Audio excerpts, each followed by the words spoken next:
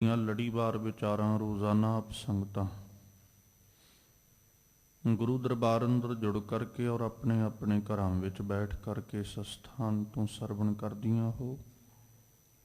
ਉਹ ਚੱਲ ਰਹੀਆਂ ਲੜੀਵਾਰ ਗੁਰਬਾਣੀ ਵਿਚਾਰਾਂ ਨਾਲ ਸਾਂਝ ਪਾਈਏ। ਵਿਚਾਰਾਂ ਦੀ ਆਰੰਭਤਾ ਤੋਂ ਪਹਿਲਾਂ ਧੰਨ ਗੁਰੂ ਗ੍ਰੰਥ ਸਾਹਿਬ ਜੀ ਕਿਰਪਾ ਕਰਨ, ਆਪਣਾ ਮਿਹਰ ਭਰਿਆ ਹੱਥ ਸਿਰ ਤੇ ਰੱਖਣ। ਸਤਿਗੁਰੂ ਜੀ ਆਪ ਰਸਨਾ ਉੱਤੇ ਵਰਤ ਕੇ ਆਪਣੀ ਬਾਣੀ ਔਰ ਆਪਣੇ ਸ਼ਬਦ ਦੀ ਵਿਚਾਰ ਸਤਿਗੁਰੂ ਜੀ ਆਪ ਕਰਵਾ ਲੈਣ। ਆਪ ਸਰਬੱਤ ਸੰਗਤ ਬਖਸ਼ੋ ਅਸੀਸ। ਕੋਈ ਰਸਨਾ ਵਾਂਝੀ ਨਾ ਰਹੇ। ਦੋਵੇਂ ਹੱਥ ਜੋੜ ਆਪਣੀਆਂ ਮਨ ਬਿਰਤੀਆਂ ਇਕਾਗਰ ਕਰਦਿਆਂ ਲਵਾਓ ਗੁਰੂ ਚਰਨਾਂ ਵਿੱਚ ਹਾਜ਼ਰੀ। ਅਦਬ ਸਹਿਤ ਸਰਬੱਤ ਸੰਗਤ ਮਿਲ ਕਰਕੇ ਉਚਾਰਨ ਕਰੋ ਜੀ। ਸਤਨਾਮ ਸ੍ਰੀ ਵਾਹਿਗੁਰੂ ਸਾਹਿਬ ਜੀ। ਇੱਕ ਵਾਰ ਫਿਰ ਕਰੋ ਰਸਨਾਵਾ ਪਵਿੱਤਰ ਔਰ ਮਿਲ ਕੇ ਆਖੋ ਜੀ। ਸਤਨਾਮ ਸ੍ਰੀ ਵਾਹਿਗੁਰੂ ਸਾਹਿਬ ਜੀ। ਵਾਹਿਗੁਰੂ ਸਾਹਿਬ ਜੀ। ਇੱਕ ਓੰਕਾਰ ਸਤ ਗੁਰ ਪ੍ਰਸਾਦ। ਸ੍ਰੀ ਰਾਗ ਮਹੱਲਾ ਪਹਿਲਾ। ਘਰ ਪਹਿਲਾ ਅਸ਼ਟਪਦੀਆਂ।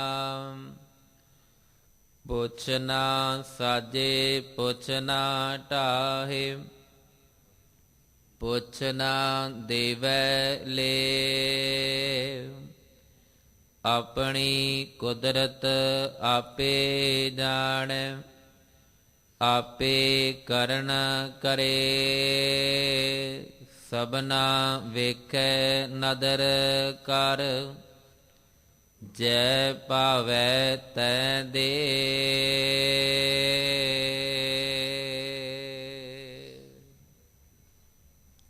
ਜਿਸ ਪਾਵਨ ਸ਼ਬਦ ਦਾ ਪਾਠ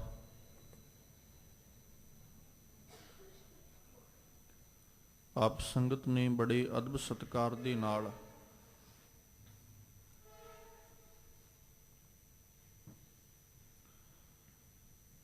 ਪਿਆਰ ਸਹਿਤ ਮਾਨਯੋਗ ਭਾਈ ਸਾਹਿਬ ਹੋਰਾਂ ਪਾਸੋਂ ਸਰਵਣ ਕੀਤਾ ਹੈ।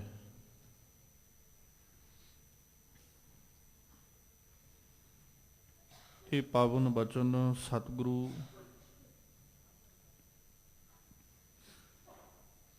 ਧੰਨ ਗੁਰੂ ਨਾਨਕ ਪਾਤਸ਼ਾਹ ਜੀ ਦੇ ਮੁਖਾਰਬਿੰਦ ਤੋਂ ਉਚਾਰਨ ਕੀਤੇ ਹੋਏ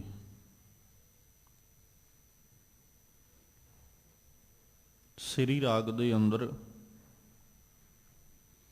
ਅਸ਼ਟਪਦੀਆਂ ਦੇ ਰੂਪ ਵਿੱਚ ਗੁਰੂ ਗ੍ਰੰਥ ਸਾਹਿਬ ਪਾਤਸ਼ਾਹ ਜੀ ਦੇ ਪਾਵਨ ਅੰਗ 53 ਔਰ 54 ਦੇ ਉੱਪਰ ਸੁਭਾਇਮਾਨ ਹੈ।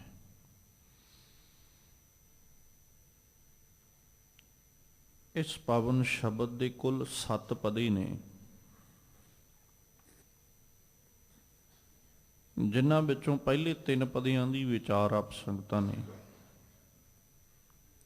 ਕੱਲ ਦੇ ਦੀਵਾਨਾਂ ਅੰਦਰ ਸਰਵਣ ਕੀਤੀ ਹੈ ਔਰ ਰਹਿੰਦੇ 4 ਪਦਿਆਂ ਦਾ ਪਾਠ ਆਪ ਸੰਗਤ ਨੇ ਹੁਣ ਸਰਵਣ ਕੀਤਾ ਹੈ। ਧੰਨ ਗੁਰੂ ਨਾਨਕ ਸਾਹਿਬ ਜੀ ਨੇ ਅਕਾਲ ਪੁਰਖ ਪਰਮੇਸ਼ਵਰ ਜੀ ਦੀ ਸਮਰੱਥਾ ਔਰ ਉਸ ਦੀ ਤਾਕਤ ਦਾ ਜ਼ਿਕਰ ਕੀਤਾ।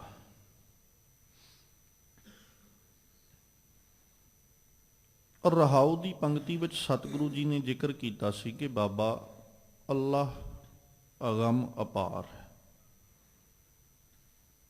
ਉਹ ਜਿਹੜਾ ਰੱਬ ਹੈ ਉਹ ਅਗੰਮ ਔਰ ਅਪਾਰ ਹੈ। ਪਾਕੀ ਨਾਈ ਪਾਕ, ਉਹ ਪਾਲਣਹਾਰ ਪਵਿੱਤਰ ਨਾਵਾਂ ਵਾਲਾ ਤੇ ਪਵਿੱਤਰ ਥਾਵਾਂ ਵਾਲਾ ਹੋਣ ਕਰਕੇ ਸੱਚਾ ਹੈ। ਪਾਕੀ ਨਾਈ ਪਾਕ ਥਾਏ ਸੱਚਾ ਪਰਵਦਗਾਰ ਹੈ। ਉਹ ਪਾਕ ਹੀ ਥਾਂ ਦਾ ਮਾਲਕ ਹੈ, ਉਹਦਾ ਨਾਮ ਵੀ ਪਾਕ ਹੈ ਤੇ ਉਹ ਸੱਚਾ ਹੈ ਔਰ ਪਰਵਦਗਾਰ ਹੈ, ਸਭਨਾਂ ਦਾ ਪਾਲਣਹਾਰ ਹੈ। ਔਰ ਉਸ ਪਰਮੇਸ਼ਵਰ ਦੀ ਜਿਹੜਾ ਅਗੰਮ ਔਰ ਅਪਾਰ ਹੈ, ਅਟਲ ਹੈ, ਜਿਹੜਾ ਸਦੀਵ ਰਹਿਣ ਵਾਲਾ ਹੈ, ਉਹਦੇ ਪ੍ਰਤੀ ਸਤਿਗੁਰੂ ਜੀ ਨੇ ਚੌਥੇ ਪਦੇ ਦੀ ਆਰੰਭਤਾ ਕਰਦਿਆਂ ਆਖਿਆ, ਕਹਿੰਦੇ ਪੁੱਛ ਨਾ ਸਾਜੇ, ਪੁੱਛ ਨਾ ਢਾਹੇ, ਪੁੱਛ ਨਾ ਦੀਵੈ ਲੇ। ਇਨਸਾਨ ਜਦੋਂ ਸੰਸਾਰ ਉੱਤੇ ਵਿਚਰਦਾ ਹੈ, ਇਹ ਜਿੰਨਾ ਮਰਜੀ ਤਾਕਤਵਰ ਕਿਉਂ ਨਾ ਹੋਵੇ, ਸਮਰੱਥਾ ਦਾ ਮਾਲਕ ਕਿਉਂ ਨਾ ਹੋਵੇ, ਬਲਵਾਨ ਕਿਉਂ ਨਾ ਹੋਵੇ, ਆਪਣੇ ਕੋਲ ਸਲਾਹਕਾਰ ਰੱਖਦਾ, ਆਪਣੇ ਕੋਲ ਸਲਾਹਕਾਰ ਰੱਖਦਾ, ਜਿਹੜੇ ਇਹਦੇ ਸਲਾਹਕਾਰ ਬਣ ਕੇ ਇਹਨੂੰ ਸਲਾਹਾਂ ਦਿੰਦੇ ਨੇ।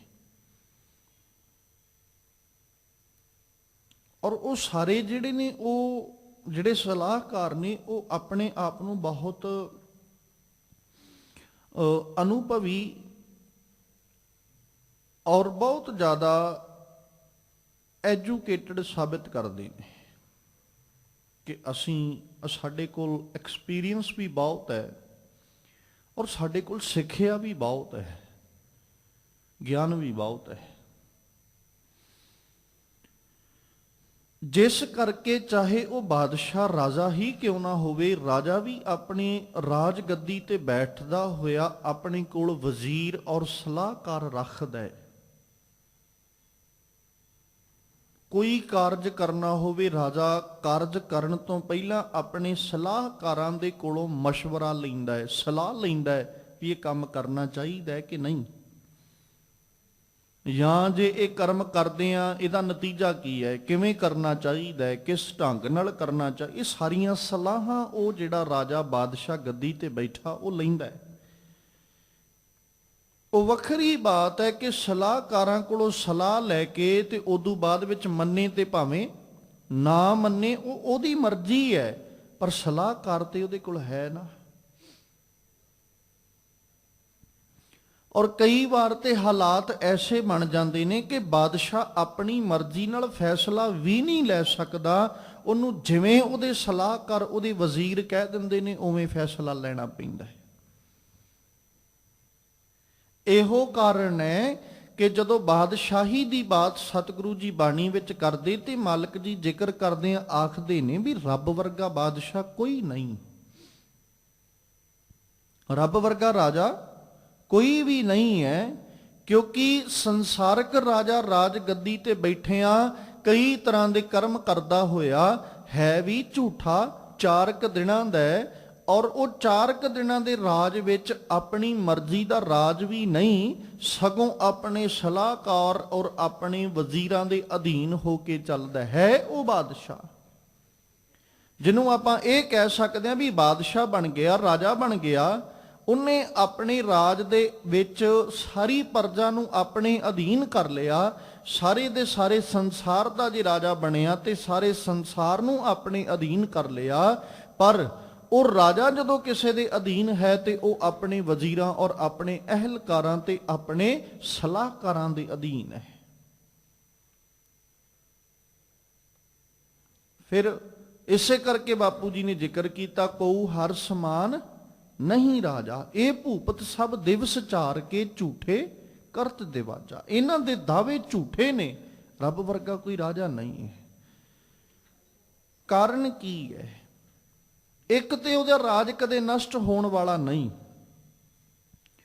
ਦੂਜਾ ਜੇ ਉਹਨੇ ਸਾਰਾ ਸਮਾਜ, ਸਾਰੀ ਪ੍ਰਜਾ ਆਪਣੇ ਅਧੀਨ, ਸਾਰਾ ਸੰਸਾਰ ਆਪਣੇ ਅਧੀਨ ਕੀਤਾ ਹੈ, ਉਹਦੇ ਵਿੱਚ ਕੇਵਲ ਮਨੁੱਖ ਹੀ ਨਹੀਂ, ਉਹਦੇ ਵਿੱਚ ਬਨਸਪਤੀ, ਉਹਦੇ ਵਿੱਚ ਪਸ਼ੂ ਔਰ ਪੰਛੀ ਵੀ ਆਉਂਦੇ ਨੇ, ਸਾਰਾ ਕੁਝ ਉਹਦੇ ਅਧੀਨ ਹੈ।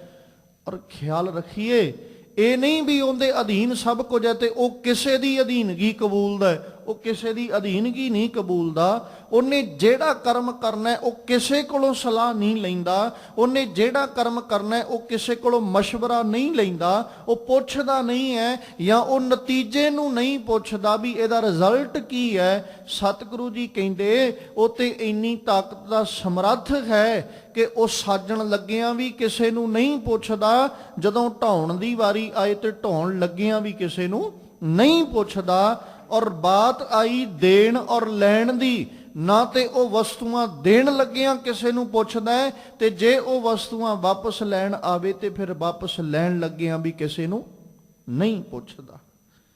ਪੁੱਛ ਨਾ ਸਾਜੇ, ਕਿਹਨੂੰ ਪੁੱਛ ਕੇ ਉਹਨੇ ਸਾਜਿਆ ਹੈ। ਜੇ ਅਸੀਂ ਆਪਣੇ ਸਰੀਰ ਦੀ ਬਣਤਰ ਦੀ ਹੀ ਗੱਲ ਕਰੀਏ ਤੇ ਰੱਬ ਨੇ ਕਿਹਨੂੰ ਪੁੱਛ ਕੇ ਸਾਜੀ ਹੈ? ਮਰਜ਼ੀ ਹੈ ਨਾ ਉਹਦੀ ਮੌਜ ਹੈ। ਉਹ ਆਪਣੀ ਮਰਜ਼ੀ ਆਪਣੀ ਇੱਛਾ ਦੇ ਵਿੱਚ ਕਿਸੇ ਦੀ ਸਾਜਨਾ ਕਰਦਾ ਹੈ। ਆਪੇ ਹੀ ਸਾਜੀ ਜਾਂਦਾ, ਆਪੇ ਹੀ ਢਾਈ ਜਾਂਦਾ ਹੈ।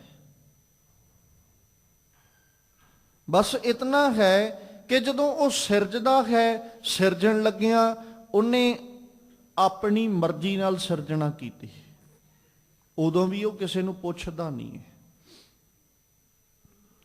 ਚਾਹੇ ਪੇੜ ਪੌਦਿਆਂ ਦੀ ਗੱਲ ਕਰ ਲਈਏ, ਬਨਸਪਤੀ ਦੀ ਗੱਲ ਕਰ ਲਈਏ, ਤੇ ਭਾਵੇਂ ਮਨੁੱਖਾਂ ਦੀ ਗੱਲ ਕਿਉਂ ਨਾ ਕਰ ਲਈਏ, ਭਾਵੇਂ ਪਸ਼ੂਆਂ ਦੀ ਗੱਲ ਕਰ ਲਈਏ, ਤੇ ਭਾਵੇਂ ਪੰਛੀਆਂ ਦੀ ਬਾਤ ਕਰ ਲਈਏ, ਉਹਨੇ ਕਿਸੇ ਨੂੰ ਪੁੱਛਿਆ ਨਹੀਂ ਕਿ ਮੈਂ ਸਾਜਾਂ ਭਾਈ, ਮੈਂ ਸੰਸਾਰ ਉੱਤੇ ਆ ਕੁਝ ਸਾਜਣ ਲੱਗਾ।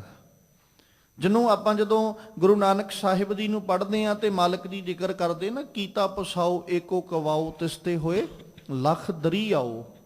ਫਿਰ ਕੁਦਰਤ ਕਵਣ ਕਹਾ ਵਿਚਾਰ, ਵਾਰਿਆ ਨਾ ਜਾਵਾ ਏਕ ਵਾਰ, ਜੋ ਤੁਧ ਭਾਵੈ ਸਾਈ ਭਲੀ ਕਾਰ, ਤੂੰ ਸਦਾ ਸਲਾਮਤ ਨਿਰੰਕਾਰ। ਸਤਿਗੁਰੂ ਜੀਓ, ਪਰਮੇਸ਼ਵਰ ਜੀਓ, ਆਪ ਜੀ ਨੇ ਸਾਰਾ ਪਸਾਰਾ ਕੀਤਾ। ਨਾ ਤੇ ਆਪ ਜੀ ਨੇ ਕਿਸੇ ਕੋਲੋਂ ਮਸ਼ਵਰਾ ਲਿਆ, ਕਿਸੇ ਕੋਲੋਂ ਸਲਾਹ ਲਈ, ਨਾ ਤੇ ਆਪ ਜੀ ਨੇ ਕਿਸੇ ਕੋਲੋਂ ਪੁੱਛਿਆ। ਪਰ ਸਾਹਿਬ ਜੀਓ, ਜਿਹੜੀ ਸਿਰਜਣਾ ਆਪ ਜੀ ਨੇ ਕੀਤੀ ਨਾ, ਬਸ ਆਪ ਜੀ ਦੇ ਇੱਕ ਕਵਾਓ ਦੀ ਖੇਡ ਹੈ, ਇੱਕ ਬੋਲ ਦੀ ਖੇਡ ਹੈ, ਸਿਰਜਣਾ ਹੋ ਗਈ। ਸਾਜ ਦਿੱਤਾ ਸਾਰਿਆਂ ਨੂੰ। ਇਹੋ ਕਾਰਨ ਜਦੋਂ ਸਤਿਗੁਰੂ ਕਹਿੰਦੇ ਵੀ ਉਹ ਪਰਮੇਸ਼ਵਰ ਜਿਹੜਾ ਹੈ ਨਾ, ਇੱਕ ਬੜੀ ਵੱਡੀ ਤਾਕਤ ਹੈ, ਤੇ ਉਹ ਇੰਨੀ ਕੁ ਵੱਡੀ ਤਾਕਤ ਹੈ ਕਿ ਇਹ ਸਾਰੇ ਦਾ ਸਾਰਾ ਜਗਤ ਜਿਹੜਾ ਹੈ ਨਾ, ਉਹਨੇ ਇੱਕ ਕੋਠੜੀ ਰੂਪ ਬਣਾ ਕੇ ਤੇ ਆਪਣਾ ਵਿੱਚ ਵਾਸਾ ਕੀਤਾ ਹੋਇਆ। ਤੇ ਆਪਣੇ ਹੁਕਮ ਦੇ ਵਿੱਚ ਹੀ, ਇੱਕ ਨਾ ਹੁਕਮ ਸਮਾਏ ਲੈ, ਇੱਕ ਨਾ ਹੁਕਮੇ ਕਰੇ ਵਿਨਾਸ਼, ਇੱਕ ਨਾ ਭਾਣੇ ਕੱਢ ਲਏ, ਇੱਕ ਨਾ ਮਾਇਆ ਵਿੱਚ ਨਿਵਾਸ। ਹੁਣ ਉਹਦੀ ਰਜ਼ਾ ਹੈ। ਨਾ ਤੇ ਉਹ ਸਾਜਣ ਲੱਗਿਆਂ ਕਿਸੇ ਨੂੰ ਪੁੱਛਦਾ, ਨਾ ਢਾਉਣ ਲੱਗਿਆਂ ਕਿਸੇ ਨੂੰ ਪੁੱਛੇ, ਨਾ ਕਿਸੇ ਨੂੰ ਬੰਧਨਾਂ ਵਿੱਚ ਫਸਾਉਣ ਲੱਗਿਆਂ ਪੁੱਛੇ, ਤੇ ਨਾ ਕਿਸੇ ਨੂੰ ਬੰਧਨਾਂ ਚੋਂ ਆਜ਼ਾਦ ਕਰਨ ਲੱਗਿਆਂ ਪੁੱਛੇ, ਨਾ ਕਿਸੇ ਨੂੰ ਜਿੰਦ ਦੇਣ ਲੱਗਿਆਂ ਪੁੱਛਦਾ, ਤੇ ਨਾ ਹੀ ਕਿਸੇ ਦੀ ਜਿੰਦ ਲੈਣ ਲੱਗਿਆਂ ਪੁੱਛਦਾ। ਉਹ ਆਪਣੀ ਮਰਜ਼ੀ ਨਾਲ ਜਨਮ ਦੇ ਦਿੰਦਾ ਹੈ, ਆਪਣੀ ਮਰਜ਼ੀ ਨਾਲ ਲੈ ਵੀ ਜਾਂਦਾ ਹੈ। ਬਸ ਮਨੁੱਖ ਮੱਥੇ ਤੇ ਹੱਥ ਮਾਰਦਾ ਰਹਿ ਜਾਂਦਾ ਹੈ ਕਿ ਚੰਗਾ ਨਹੀਂ ਹੋਇਆ। ਸੱਚ ਤੇ ਇਹੋ ਹੈ ਨਾ, ਜਿਹਨੂੰ ਆਪਾਂ ਜਦੋਂ ਬਾਬਾ ਫਰੀਦ ਜੀ ਨੂੰ ਪੜ੍ਹਦੇ ਹਾਂ, ਅਕਸਰ ਆਪਾਂ ਇਹ ਬੋਲਾਂ ਨੂੰ ਦੁਹਰਾਈਦਾ ਹੈ ਕਿ ਕੇਲ ਕਰੇਂਦੇ ਹੰਝ ਨੂੰ ਅਚਿੰਤੇ ਬਾਜ ਪਏ ਤਿਸ ਰੱਬ ਦੇ ਕੇਲਾਂ ਵਿਸਰੀਆਂ, ਜੋ ਮਨ ਚਿਤ ਨਾ ਚੇਤ ਸਨ ਸੋ ਗਾਲੀ ਰੱਬ ਕੀਆਂ। ਰੱਬ ਦੀ ਖੇੜੀ ਨਿਰਾਲੀ ਹੈ। ਗੁਰੂ ਤੇਗ ਬਹਾਦਰ ਸਾਹਿਬ, ਨਰ ਚਾਹਤ ਕਛ ਔਰ ਹੈ ਕੀ ਔਰ ਹੈ ਪਈ, ਚਿਤਵਤ ਰਹੇ ਉਹ ਠਗੌਰ, ਨਾਨਕ ਫਾਂਸੀ ਗਲ ਪਈ। ਚਲੋ ਇਹ ਵੀ ਕਹਿ ਸਕਦੇ ਆ ਕਿ ਜਦੋਂ ਜਨਮ ਦੀ ਵਾਰੀ ਆਉਂਦੀ ਹੈ, ਮਨੁੱਖ ਕਿਤੇ ਨਾ ਕਿਤੇ ਆਸ ਲਾ ਕੇ ਬਹਿ ਜਾਂਦਾ ਹੈ ਕਿ ਹੁਣ ਸਾਡੇ ਘਰ ਵਿੱਚ ਔਲਾਦ ਜਨਮ ਲਏਗੀ। ਆਸ ਲਾ ਲਈ, ਇੱਕ ਇੱਛਾ ਵੱਜ ਗਈ। ਪਰ ਜਾਣ ਲੱਗਿਆਂ ਕਿਹਦੀ ਆਸ ਹੈ ਤੇ ਕਿਹਦੀ ਇੱਛਾ ਹੈ ਵੀ ਅੱਜ ਚਲੇ ਜਾਣਾ। ਜਦੋਂ ਸਾਜਦਾ ਹੈ ਉਹ, ਅੱਜ ਮਨੁੱਖ ਭਾਵੇਂ ਜਿੰਨੀ ਮਰਜ਼ੀ ਤਰੱਕੀ ਕਰ ਗਿਆ, ਜਿੰਨਾ ਮਰਜੀ ਆਪਣੇ ਆਪ ਨੂੰ ਇਹ ਐਜੂਕੇਟਡ ਕਹੀ ਜਾਂਦਾ ਹੈ ਜਾਂ ਆਪਣੇ ਆਪ ਨੂੰ ਬੜਾ ਵੱਡਾ ਖੋਜੀ ਵਿਗਿਆਨੀ ਸਾਇੰਟਿਸਟ ਕਿਉਂ ਨਾ ਦੱਸੀ ਜਾਏ, ਪਰ ਰੱਬ ਦੀ ਸਾਜਣ ਦੀ ਪ੍ਰਕਿਰਿਆ ਨੂੰ ਅਜੇ ਤੱਕ ਇਹ ਜਾਣ ਨਹੀਂ ਸਕਿਆ ਕਿ ਰੱਬ ਸਾਜਦਾ ਕਿਵੇਂ ਹੈ, ਔਰ ਨਾ ਹੀ ਉਹਨੇ ਕਦੇ ਪੁੱਛ ਕੇ ਸਾਜਿਆ ਹੈ। ਔਰ ਜਦੋਂ ਰੱਬ ਜੀ ਦੀ ਸਾਜਣ ਦੀ ਪ੍ਰਕਿਰਿਆ ਦੀ ਬਾਤ ਆਈ ਤੇ ਉਦੋਂ ਸਤਿਗੁਰੂ ਜੀ ਬਾਣੀ 'ਚ ਜ਼ਿਕਰ ਕਰਦੇ ਆ, ਆਖਦੇ ਕਿ ਉਹ ਸਿਰਜਣਾ ਕਰਨ ਲੱਗਿਆਂ ਜਲ ਕੀ ਭੀਤ ਪਵਨ ਕਾ ਥੰਬਾ ਰਕਤ ਬੂੰਦ ਕਾ ਗਾਰਾ, ਇਹਨਾਂ ਚੀਜ਼ਾਂ ਦੀ ਵਰਤੋਂ ਕਰਦਾ, ਪਾਣੀ ਦੀਆਂ ਕੰਧਾਂ ਦੀ ਵਰਤੋਂ ਕਰਦਾ। ਮਾਂ ਕੀ ਰਕਤ ਪਿਤਾ ਬਿੰਦ ਧਾਰਾ ਮੂਰਤ ਸੂਰਤ ਕਰ ਅਪਾਰ, ਬਣਤਰ ਕਿੰਨੇ ਵੇਖੀ ਆ, ਉਹ ਸਾਜ ਕਿਵੇਂ ਰਿਹਾ। ਉਹ ਬੜੇ ਵੱਡੇ ਵੱਡੇ ਇੰਜੀਨੀਅਰ ਨੇ, ਬਹੁਤ ਵੱਡੇ ਵੱਡੇ ਕਾਰਜਕਾਰੀ, ਆਪਣੇ ਆਪ ਨੂੰ ਬਹੁਤ ਵੱਡੇ ਵੱਡੇ ਬਣਾਉਣ ਵਾਲੇ, ਬਹੁਤ ਵੱਡੇ ਵੱਡੇ ਆਪਣੇ ਆਪ ਨੂੰ ਕਾਰੀਗਰ ਦੱਸਣ ਵਾਲੇ ਹਾਰ ਜਾਂਦੇ ਨੇ ਜਦੋਂ ਪਾਣੀ ਦੀਆਂ ਦੀਵਾਰਾਂ ਖੜੀਆਂ ਕਰਨ ਦੀ ਵਾਰੀ ਆਉਂਦੀ।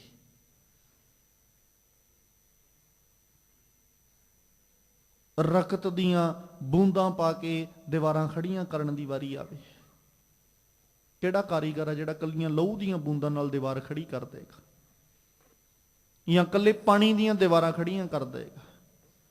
ਪਰ ਰੱਬ ਜੀ ਦਾ ਜਦੋਂ ਸਾਜਣ ਦੀ ਵਾਰੀ ਆਈ, ਰੱਬ ਜੀ ਨੇ ਜਦੋਂ ਬਣਾਇਆ ਤੇ ਉਦੋਂ ਇਹਨਾਂ ਚੀਜ਼ਾਂ ਦੇ ਨਾਲ ਉਹ ਸਾਨੂੰ ਖੜਿਆਂ ਕਰ ਰਿਹਾ,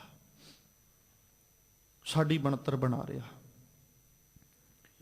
ਸਾਜਿਆ ਉਹਨੇ ਪੁੱਛ ਕੇ ਥੋੜੀ ਹੈ ਵੀ ਸਾਜਾਂ ਕਿ ਹੁਣ ਨਾ ਸਾਜਾਂ, ਬਣਾਵਾਂ ਕਿ ਨਾ ਬਣਾਵਾਂ। ਸਿਰਜਣਾ ਕਰ ਦਿੱਤੀ ਉਹਨੇ, ਪਰ ਸਿਰਜਣਾ ਵੀ ਉਹਨੇ ਬਿਨਾਂ ਪੁੱਛਿਆਂ ਕੀਤੀ ਹੈ।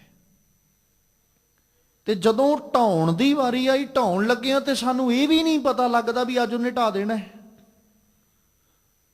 ਜਦੋਂ ਜਨਮ ਦੀ ਵਾਰੀ ਆਉਂਦੀ ਹੈ ਮਨੁੱਖ ਦੀ, ਉਦੋਂ ਡਾਕਟਰ ਵੱਲੋਂ ਇੱਕ ਡੇਟ ਜਿਹੜੀ ਅੰਦਾਜ਼ਾ ਰੂਪ ਵਜੋਂ ਅਸੀਂ ਕਹਿ ਸਕਦੇ ਹਾਂ, ਐਸਟੀਮੇਟ ਡੇਟ ਦੱਸ ਦਿੰਦਾ ਡਾਕਟਰ ਵੀ ਆਹ ਭਾਈ ਇੰਨੀ ਤਰੀਕ ਨੂੰ ਤੁਹਾਡੇ ਘਰ ਵਿੱਚ ਬਾਲਕ ਨੇ, ਬੱਚੇ ਨੇ ਜਨਮ ਲੈਣਾ।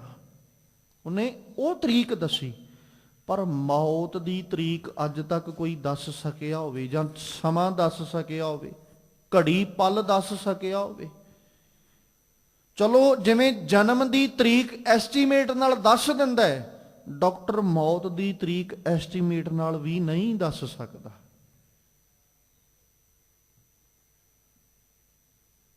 ਹਾਂ, ਇੰਨਾ ਜ਼ਰੂਰ ਕਹਿ ਦਿੰਦੇ ਨੇ ਵੀ ਸਾਡੇ ਵੱਸ ਤੋਂ ਕੰਮ ਹੁਣ ਬਾਹਰ ਹੈ, ਆ ਸਾਡੇ ਵੱਸ ਵਿੱਚ ਨਹੀਂ।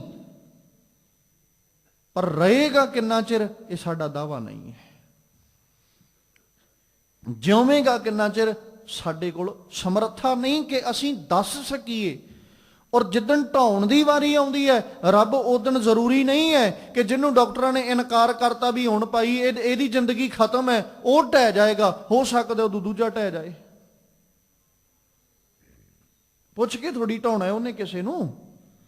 ਜੇ ਪੁੱਛ ਕੇ ਢਾਉਣ ਦੀ ਵਾਰੀ ਆਏ ਤੇ ਫਿਰ ਹਰ ਬੰਦਾ, ਹਰ ਇਨਸਾਨ ਨੂੰ ਜਦੋਂ ਉਹ ਪਰਮੇਸ਼ਵਰ ਪੁੱਛੇ ਵੀ ਹੁਣ ਮੈਂ ਤੁਹਾਡੇ ਘਰ 'ਚ ਭਾਈ ਢਾਉਣ ਵਾਸਤੇ ਆਉਣਾ, ਦੱਸੋ ਕਿਹਨੂੰ ਢਾਈਏ, ਤੇ ਫਿਰ ਬੰਦਾ ਸਭ ਤੋਂ ਪਹਿਲਾਂ ਢਾਉਣ ਦਾ ਉਹਨੂੰ ਜ਼ਿਕਰ ਕਰੇ ਜਿੰਨੇ ਸਾਰੀ ਜ਼ਿੰਦਗੀ ਵੇਖ ਲਈ, ਗੁਜ਼ਾਰ ਲਈ, ਤੇ ਜਿਹਨੂੰ ਹੁਣ ਘਰ ਦੇ ਨੌਜਵਾਨ, ਘਰ ਦੇ ਲੋਕ ਇਹ ਕਹਿ ਰਹੇ ਵੀ ਹੁਣ ਸਾਡੇ ਕੰਮ ਦਾ ਨਹੀਂ, ਰੱਬ ਜੀ ਇਹਨੂੰ ਢਾ ਦਿਓ। ਫਿਰ ਤੇ ਇਦਾਂ ਹੋਵੇ ਜਿੱਥੇ ਆ ਕੇ ਅਸੀਂ ਇਹ ਕਹਿ ਸਕਦੇ ਹਾਂ, ਅਸੀਹਾਂ ਕਾ ਵਿਵਹਾਰ ਨਾ ਪਾਵੈ ਨਵੈ ਕਾ ਸੇਹ ਜਾਸਣੀ। ਬੰਦਾ ਤੇ ਹਰ ਵਾਰੀ ਕਵੇ ਵੀ ਰੱਬਾ ਇਹਨੂੰ ਢਾ ਦੇ। ਜਿੱਥੇ ਆ ਕੇ ਪਰਿਵਾਰ ਨੇ, ਪਰਿਵਾਰਕ ਜੀਆਂ ਨੇ ਕਹਿਣਾ ਸ਼ੁਰੂ ਕਰਤਾ 70 ਕਾ ਮਤਹੀਣ, ਇਹ ਮਤ ਤੋਂ ਹੀਣਾ ਹੋ ਗਿਆ, ਰੱਬਾ ਇਹਨੂੰ ਢਾ ਦੇ। ਜੇ ਉਹ ਪੁੱਛ ਕੇ ਢਾਉਣ ਲੱਗ ਜਾਏ ਫਿਰ ਤੇ ਹਰ ਬੰਦਾ ਇਹੋ ਕਵੇ ਵੀ ਭਾਈ ਰੱਬ ਜੀ ਹੁਣ ਇਹਨੂੰ ਢਾ ਦੇ, ਇਹਦਾ ਸਾਨੂੰ ਕੰਮ ਕੋਈ ਨਹੀਂ, ਅਸੀਆਂ ਦਾ ਹੋ ਗਿਆ, ਇਹਦੇ ਕੋਲੋਂ ਹੁਣ ਅਸੀਂ ਕੀ ਕਰਾਉਣਾ, ਜਾਂ ਇਹਨੇ ਸਾਡਾ ਕੀ ਸਵਾਰ ਦੇਣਾ। ਕੋਈ ਵਿਵਹਾਰ ਹੀ ਨਹੀਂ ਹੈ। ਹੁਣ ਤੇ ਅਸੀਂ ਆਪਣੇ ਕਾਰਜ, ਆਪਣੇ ਕੰਮ, ਆਪਣੀਆਂ ਜ਼ਿੰਮੇਵਾਰੀਆਂ ਆਪ ਸੰਭਾਲ ਰਹੇ ਹਾਂ। ਰੱਬਾ ਇਹਨੂੰ ਢਾ ਦੇ, ਇਹਨੂੰ ਸਾਡੇ ਹੁਣ ਇਹਦੀ ਲੋੜ ਨਹੀਂ ਹੈ ਸਾਨੂੰ। ਪਰ ਕੀ ਉਹਨੇ ਪੁੱਛ ਕੇ ਢਾਇਆ? ਕਈ ਵਾਰ ਜਿਹਨੂੰ ਅਸੀਂ ਕਹਿੰਦੇ ਆ ਵੀ ਹੁਣ ਇਹਦੀ ਵਾਰੀ ਹੈ, ਉਹ ਅਜੇ ਬੈਠਾ ਹੈ, ਉਦੋਂ ਮਗਰੋਂ ਸਾਰਾ ਪਰਿਵਾਰ ਚੱਲ ਵੱਸਦਾ। ਹੈਰਾਨੀ ਦੀ ਗੱਲ ਹੀ ਹੈ ਨਾ। ਰੱਬ ਦੇ ਅਚਰਜ ਕੌਤਕ ਨੇ, ਰੱਬ ਦੀ ਅਚਰਜਤਾ ਭਰੀ ਇੱਕ ਸਾਰੀ ਦੀ ਸਾਰੀ ਕੁਦਰਤ ਦੇ ਨਿਯਮ ਨੇ ਕਿ ਰੱਬ ਜੀ ਕਿਵੇਂ ਸਾਰੀ ਕੁਦਰਤ ਨੂੰ ਚਲਾ ਰਹੇ। ਫਿਰ ਕਹਿੰਦੇ ਪੁੱਛ ਨਾ ਸਾਜੇ, ਪੁੱਛ ਨਾ ਢਾਹੇ, ਪੁੱਛ ਨਾ ਦੇਵੈ ਲੇ। ਉਹਨੇ ਜਿੰਦ ਕਿਸੇ ਨੂੰ ਪੁੱਛ ਕੇ ਨਹੀਂ ਸੀ ਦਿੱਤੀ, ਉਹਨੇ ਦਾਤਾਂ ਕਿਸੇ ਨੂੰ ਪੁੱਛ ਕੇ ਨਹੀਂ ਸੀ ਦਿੱਤੀਆਂ। ਤੇ ਜੇ ਉਹ ਦਾਤਾਂ ਔਰ ਜਿੰਦ ਕਿਸੇ ਨੂੰ ਪੁੱਛ ਕੇ ਨਹੀਂ ਦੇ ਰਿਹਾ, ਤੇ ਚੇਤਾ ਰੱਖੀਏ ਜਿੱਦਣ ਜਿੰਦ ਔਰ ਦਾਤਾਂ ਨੂੰ ਲੈਣ ਦੀ ਵਾਰੀ ਆਈ, ਉਦਣ ਉਹਨੇ ਕਿਸੇ ਤੋਂ ਮਸ਼ਵਰਾ ਨਹੀਂ ਲੈਣਾ। ਉਹ ਪੁੱਛੇਗਾ ਥੋੜੀ ਵੀ ਤੈਨੂੰ ਲੋੜ ਹੈ ਕਿ ਨਹੀਂ। ਉਹਨੇ ਇਹ ਥੋੜੀ ਕਹਿਣਾ ਵੀ ਹੁਣ ਤੇਰੀ ਜਿੰਦ ਮੈਂ ਵਾਪਸ ਲੈ ਲੈਣੀ, ਦੱਸ ਲਵਾਂ ਕਿ ਨਾ ਲਵਾਂ। ਮੈਂ ਤੇਰੀ ਝੋਲੀ 'ਚ ਆਹ ਪਦਾਰਥ ਪਾਏ ਸਨ, ਇਹਨਾਂ ਪਦਾਰਥਾਂ ਨੂੰ ਹੁਣ ਮੈਂ ਤੇਰੇ ਕੋਲੋਂ ਖੋਹ ਲਵਾਂ ਕਿ ਅਜੇ ਤੇਰੇ ਕੋਲ ਰਹਿਣ ਦਿਆਂ। ਕਿਸੇ ਕੋਲੋਂ ਪੁੱਛਿਆ ਉਹਨੇ? ਸਗੋਂ ਮਾਲਕ ਜੀ ਬਾਣੀ 'ਚ ਇਹ ਕਹਿੰਦੇ ਬਿਨ ਪੁੱਛਿਆ ਹੀ ਲੈ ਜਾਏ। ਲੈ ਜਾਂਦਾ ਉਹ, ਚਾਹੇ ਦਾਤਾਂ ਦੀ ਵਾਰੀ ਆਵੇ ਤੇ ਚਾਹੇ ਜਿੰਦ ਦੀ ਵਾਰੀ ਆਵੇ। ਜਿੰਦ ਵੀ ਉਹ ਬਿਨਾਂ ਪੁੱਛਿਆ ਹੀ ਲੈ ਕੇ ਗਿਆ, ਤੇ ਦਾਤਾਂ ਵੀ ਉਹ ਬਿਨਾਂ ਪੁੱਛਿਆ ਹੀ ਲੈ ਕੇ ਜਾਂਦਾ ਹੈ। ਉਹ ਕਿਸੇ ਕੋਲੋਂ ਮਸ਼ਵਰਾ ਨਹੀਂ ਲੈਂਦਾ, ਕਿਸੇ ਕੋਲੋਂ ਸਲਾਹ ਨਹੀਂ ਲੈਂਦਾ। ਫਿਰ ਨਾਲ ਆਖਿਆ ਬਾਪੂ ਜੀ ਨੇ, ਆਪਣੀ ਕੁਦਰਤ ਆਪੇ ਜਾਣੇ। ਆਪਣੀ ਕੁਦਰਤ ਬਾਰੇ ਉਹ ਆਪ ਹੀ ਜਾਣਦਾ। ਆਪੇ ਕਰਨ ਕਰੇ, ਆਪੇ ਹੀ ਸਾਰੇ ਕਾਰਨ ਵੀ ਕਰੀ ਜਾਂਦਾ ਤੇ ਆਪੇ ਕਰਨ ਵਾਲਾ ਵੀ ਬਣ ਕੇ ਬੈਠਾ। ਕਰਨ ਵਾਲਾ ਵੀ ਆਪ ਹੈ, ਕਾਰਨ ਵੀ ਆਪ ਹੈ, ਕਾਰਕ ਵੀ ਆਪ ਹੀ ਹੈ। ਹਰ ਚੀਜ਼, ਹਰ ਕਰਮ ਉਹਦੇ ਵੱਸ ਵਿੱਚ ਹੈ। ਉਹਦੇ ਵੱਸ ਤੋਂ ਬਾਹਰ ਕੀ? ਜਿਹਨੂੰ ਗੁਰੂ ਤੇਗ ਬਹਾਦਰ ਸਾਹਿਬ ਨੇ ਆਖਿਆ ਨਾ, ਨਾਨਕ ਸਭ ਕਿਛ ਤੁਮਰੇ ਹਾਥ ਮੈਂ, ਤੁਮ ਹੀ ਹੋਤ ਸਹਾਏ। ਰੱਬ ਜੀ ਹੈ ਸਾਰਾ ਕੁਝ ਤੇਰੇ ਵੱਸ ਵਿੱਚ, ਸਹਾਇਕ ਵੀ ਤੁਸੀਂ ਆਪ ਹੀ ਹੋ, ਕਿਉਂਕਿ ਆਪਣੀ ਕੁਦਰਤ ਬਾਰੇ ਤੁਸੀਂ ਆਪ ਜਾਣਦੇ ਹੋ। ਸਾਡੇ ਕੋਲ ਤੇ ਇੰਨੀ ਤਾਕਤ ਵੀ ਨਹੀਂ ਕਿ ਅਸੀਂ ਤੁਹਾਡੀ ਕੁਦਰਤ ਨੂੰ ਸਮਝ ਸਕੀਏ। ਅਸੀਂ ਤੁਹਾਡੇ ਕਰਮਾਂ ਦਾ ਕੋਈ ਫੈਸਲਾ ਕਰ ਸਕੀਏ, ਤੁਹਾਡੀ ਕੁਦਰਤ ਦਾ ਕੋਈ ਫੈਸਲਾ ਕਰ ਸਕੀਏ। ਰੱਬ ਜੀ ਜਾਂ ਤੁਹਾਡੇ ਕੀਤੇ ਜਾਣ ਵਾਲੇ ਕਰਮਾਂ ਦਾ ਕੋਈ ਫੈਸਲਾ ਦੇ ਸਕੀਏ, ਸਾਡੇ ਕੋਲ ਤੇ ਇੰਨੀ ਵੀ ਸਮਰੱਥਾ ਨਹੀਂ। ਤਕਾਜ਼ਾ ਹੀ ਕੋਈ ਨਹੀਂ ਹੈ ਸਾਡੇ ਕੋਲ। ਕਿੰਨੇ ਸੋਚਿਆ ਸੀ ਕਿ ਦੁਨੀਆ ਦਾ ਆਹ ਹਸ਼ਰ ਬਣ ਜਾਏਗਾ, ਜਾਂ ਕਿੰਨੇ ਸੋਚਿਆ ਸੀ ਸਮਾਜ ਅੰਦਰ ਆਹ ਹਾਲਾਤ ਬਣ ਜਾਣਗੇ। ਆਉਣ ਵਾਲੇ ਸਮੇਂ ਅੰਦਰ ਸਮਾਜ ਵਿੱਚ ਕੀ ਹੋਏਗਾ, ਹੈ ਕਿਸੇ ਨੂੰ ਕੋਈ ਤਕਾਜ਼ਾ? ਉਹ ਵੱਖਰੀ ਗੱਲ ਹੈ, ਕੋਈ ਮਨੁੱਖ ਆਪਣੀਆਂ ਚਲਾਕੀਆਂ, ਸ਼ਾਤਰਤਾ, ਚਤੁਰਾਈਆਂ ਦੇ ਨਾਲ ਇਹ ਦੱਸੀ ਜਾਵੇ ਅੰਦਾਜ਼ੇ ਲਾ ਲਾ ਕੇ ਕਿ ਸਮਾਜ ਵਿੱਚ ਆਹ ਕੁਝ ਹੋਣਾ, ਸਮਾਜ ਵਿੱਚ ਆਹ ਕੁਝ ਹੋਏਗਾ। ਉਹ ਸਿਰਫ ਇੱਕ ਅੰਦਾਜ਼ੇ ਨੇ, ਇਦੋਂ ਵੱਧ ਕਿਤੇ ਕੁਝ ਵੀ ਨਹੀਂ। ਰੱਬ ਕੀ ਕਰ ਰਿਹਾ ਇਹਦਾ ਨਹੀਂ ਸਾਨੂੰ ਪਤਾ। ਹਾਂ, ਇੰਨਾ ਜ਼ਰੂਰ ਕਹਿ ਸਕਦੇ ਹਾਂ ਕਿ ਰੱਬ ਜੀ ਜੋ ਕਰ ਰਹੇ ਨੇ, ਰੱਬ ਜੀ ਦੀ ਕੁਦਰਤ ਵਿੱਚ ਜੋ ਵਰਤ ਰਿਹਾ ਹੈ, ਉਹ ਮਨੁੱਖਾਂ ਦੇ ਕਰਮਾਂ ਅਨੁਸਾਰੀ ਵਰਤ ਰਿਹਾ ਹੈ। ਸੰਸਾਰ ਦੇ ਕਰਮਾਂ ਅਨੁਸਾਰੀ ਵਰਤ ਰਿਹਾ ਹੈ। ਸਮਾਜ ਵਿੱਚ ਰਹਿੰਦੇ ਜੀਵ, ਸੰਸਾਰ ਵਿੱਚ ਰਹਿੰਦੇ ਜੀਵ ਜਿੱਦਾਂ ਦੇ ਕਰਮ ਕਰਦੇ ਨੇ, ਉਹਨਾਂ ਦੇ ਨਤੀਜੇ ਵਜੋਂ ਵਰਤ ਰਿਹਾ ਹੈ। ਪਰ ਨਤੀਜਿਆਂ ਨੂੰ ਕੋਈ ਵੀ ਮਨੁੱਖ ਸੋਚ ਕੇ ਨਹੀਂ ਤੁਰਿਆ। ਕਿਹੜਾ ਬੰਦਾ ਜਿਹੜਾ ਨਤੀਜੇ ਵੇਖ ਕੇ ਸੋਚ ਕੇ ਤੁਰਿਆ ਵੀ ਆਹ ਕੁਝ ਹੋ ਸਕਦਾ ਹੈ, ਮੇਰਾ ਆਹ ਕਰਮ ਕੀਤਿਆਂ? ਕਿਸੇ ਨੇ ਸੋਚਿਆ? ਮਨੁੱਖ ਸਿਰਫ ਤਰੱਕੀ ਵੱਲ ਵੇਖ ਰਿਹਾ, ਆਪਣੀਆਂ ਮੰਜ਼ਲਾਂ ਵੱਲ ਵੇਖ ਰਿਹਾ। ਉਹਨਾਂ ਮੰਜ਼ਲਾਂ ਤੇ ਪਹੁੰਚ ਕੇ ਉਸ ਤਰੱਕੀ ਦੇ ਰਸਤੇ ਤੇ ਤੁਰ ਕੇ ਨੁਕਸਾਨ ਕੀ ਹੋਏਗਾ, ਇਹ ਨਹੀਂ ਸੋਚ ਰਿਹਾ।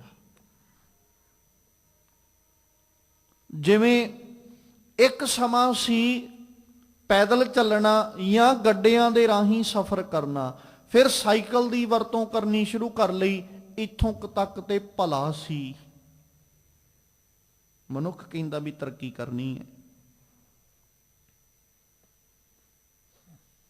ਇਹਨੇ ਤਰੱਕੀ ਕੀਤੀ, ਐਸੀ ਤਰੱਕੀ ਕੀਤੀ, ਸਾਈਕਲ ਤੋਂ ਮੋਟਰਸਾਈਕਲ ਤੇ ਪਹੁੰਚ ਗਿਆ, ਸਕੂਟਰ ਤੇ ਪਹੁੰਚ ਗਿਆ।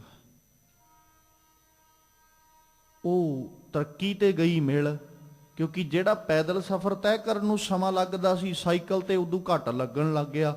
ਜਿੰਨਾ ਸਾਈਕਲ ਤੇ ਤੈਅ ਕਰਨ ਨੂੰ ਸਮਾਂ ਲੱਗਦਾ ਸੀ ਮੋਟਰਸਾਈਕਲ ਤੇ ਉਦੋਂ ਘੱਟ ਲੱਗਣ ਲੱਗ ਗਿਆ, ਸਕੂਟਰ ਤੇ ਉਦੋਂ ਘੱਟ ਲੱਗਣ ਲੱਗ ਗਿਆ।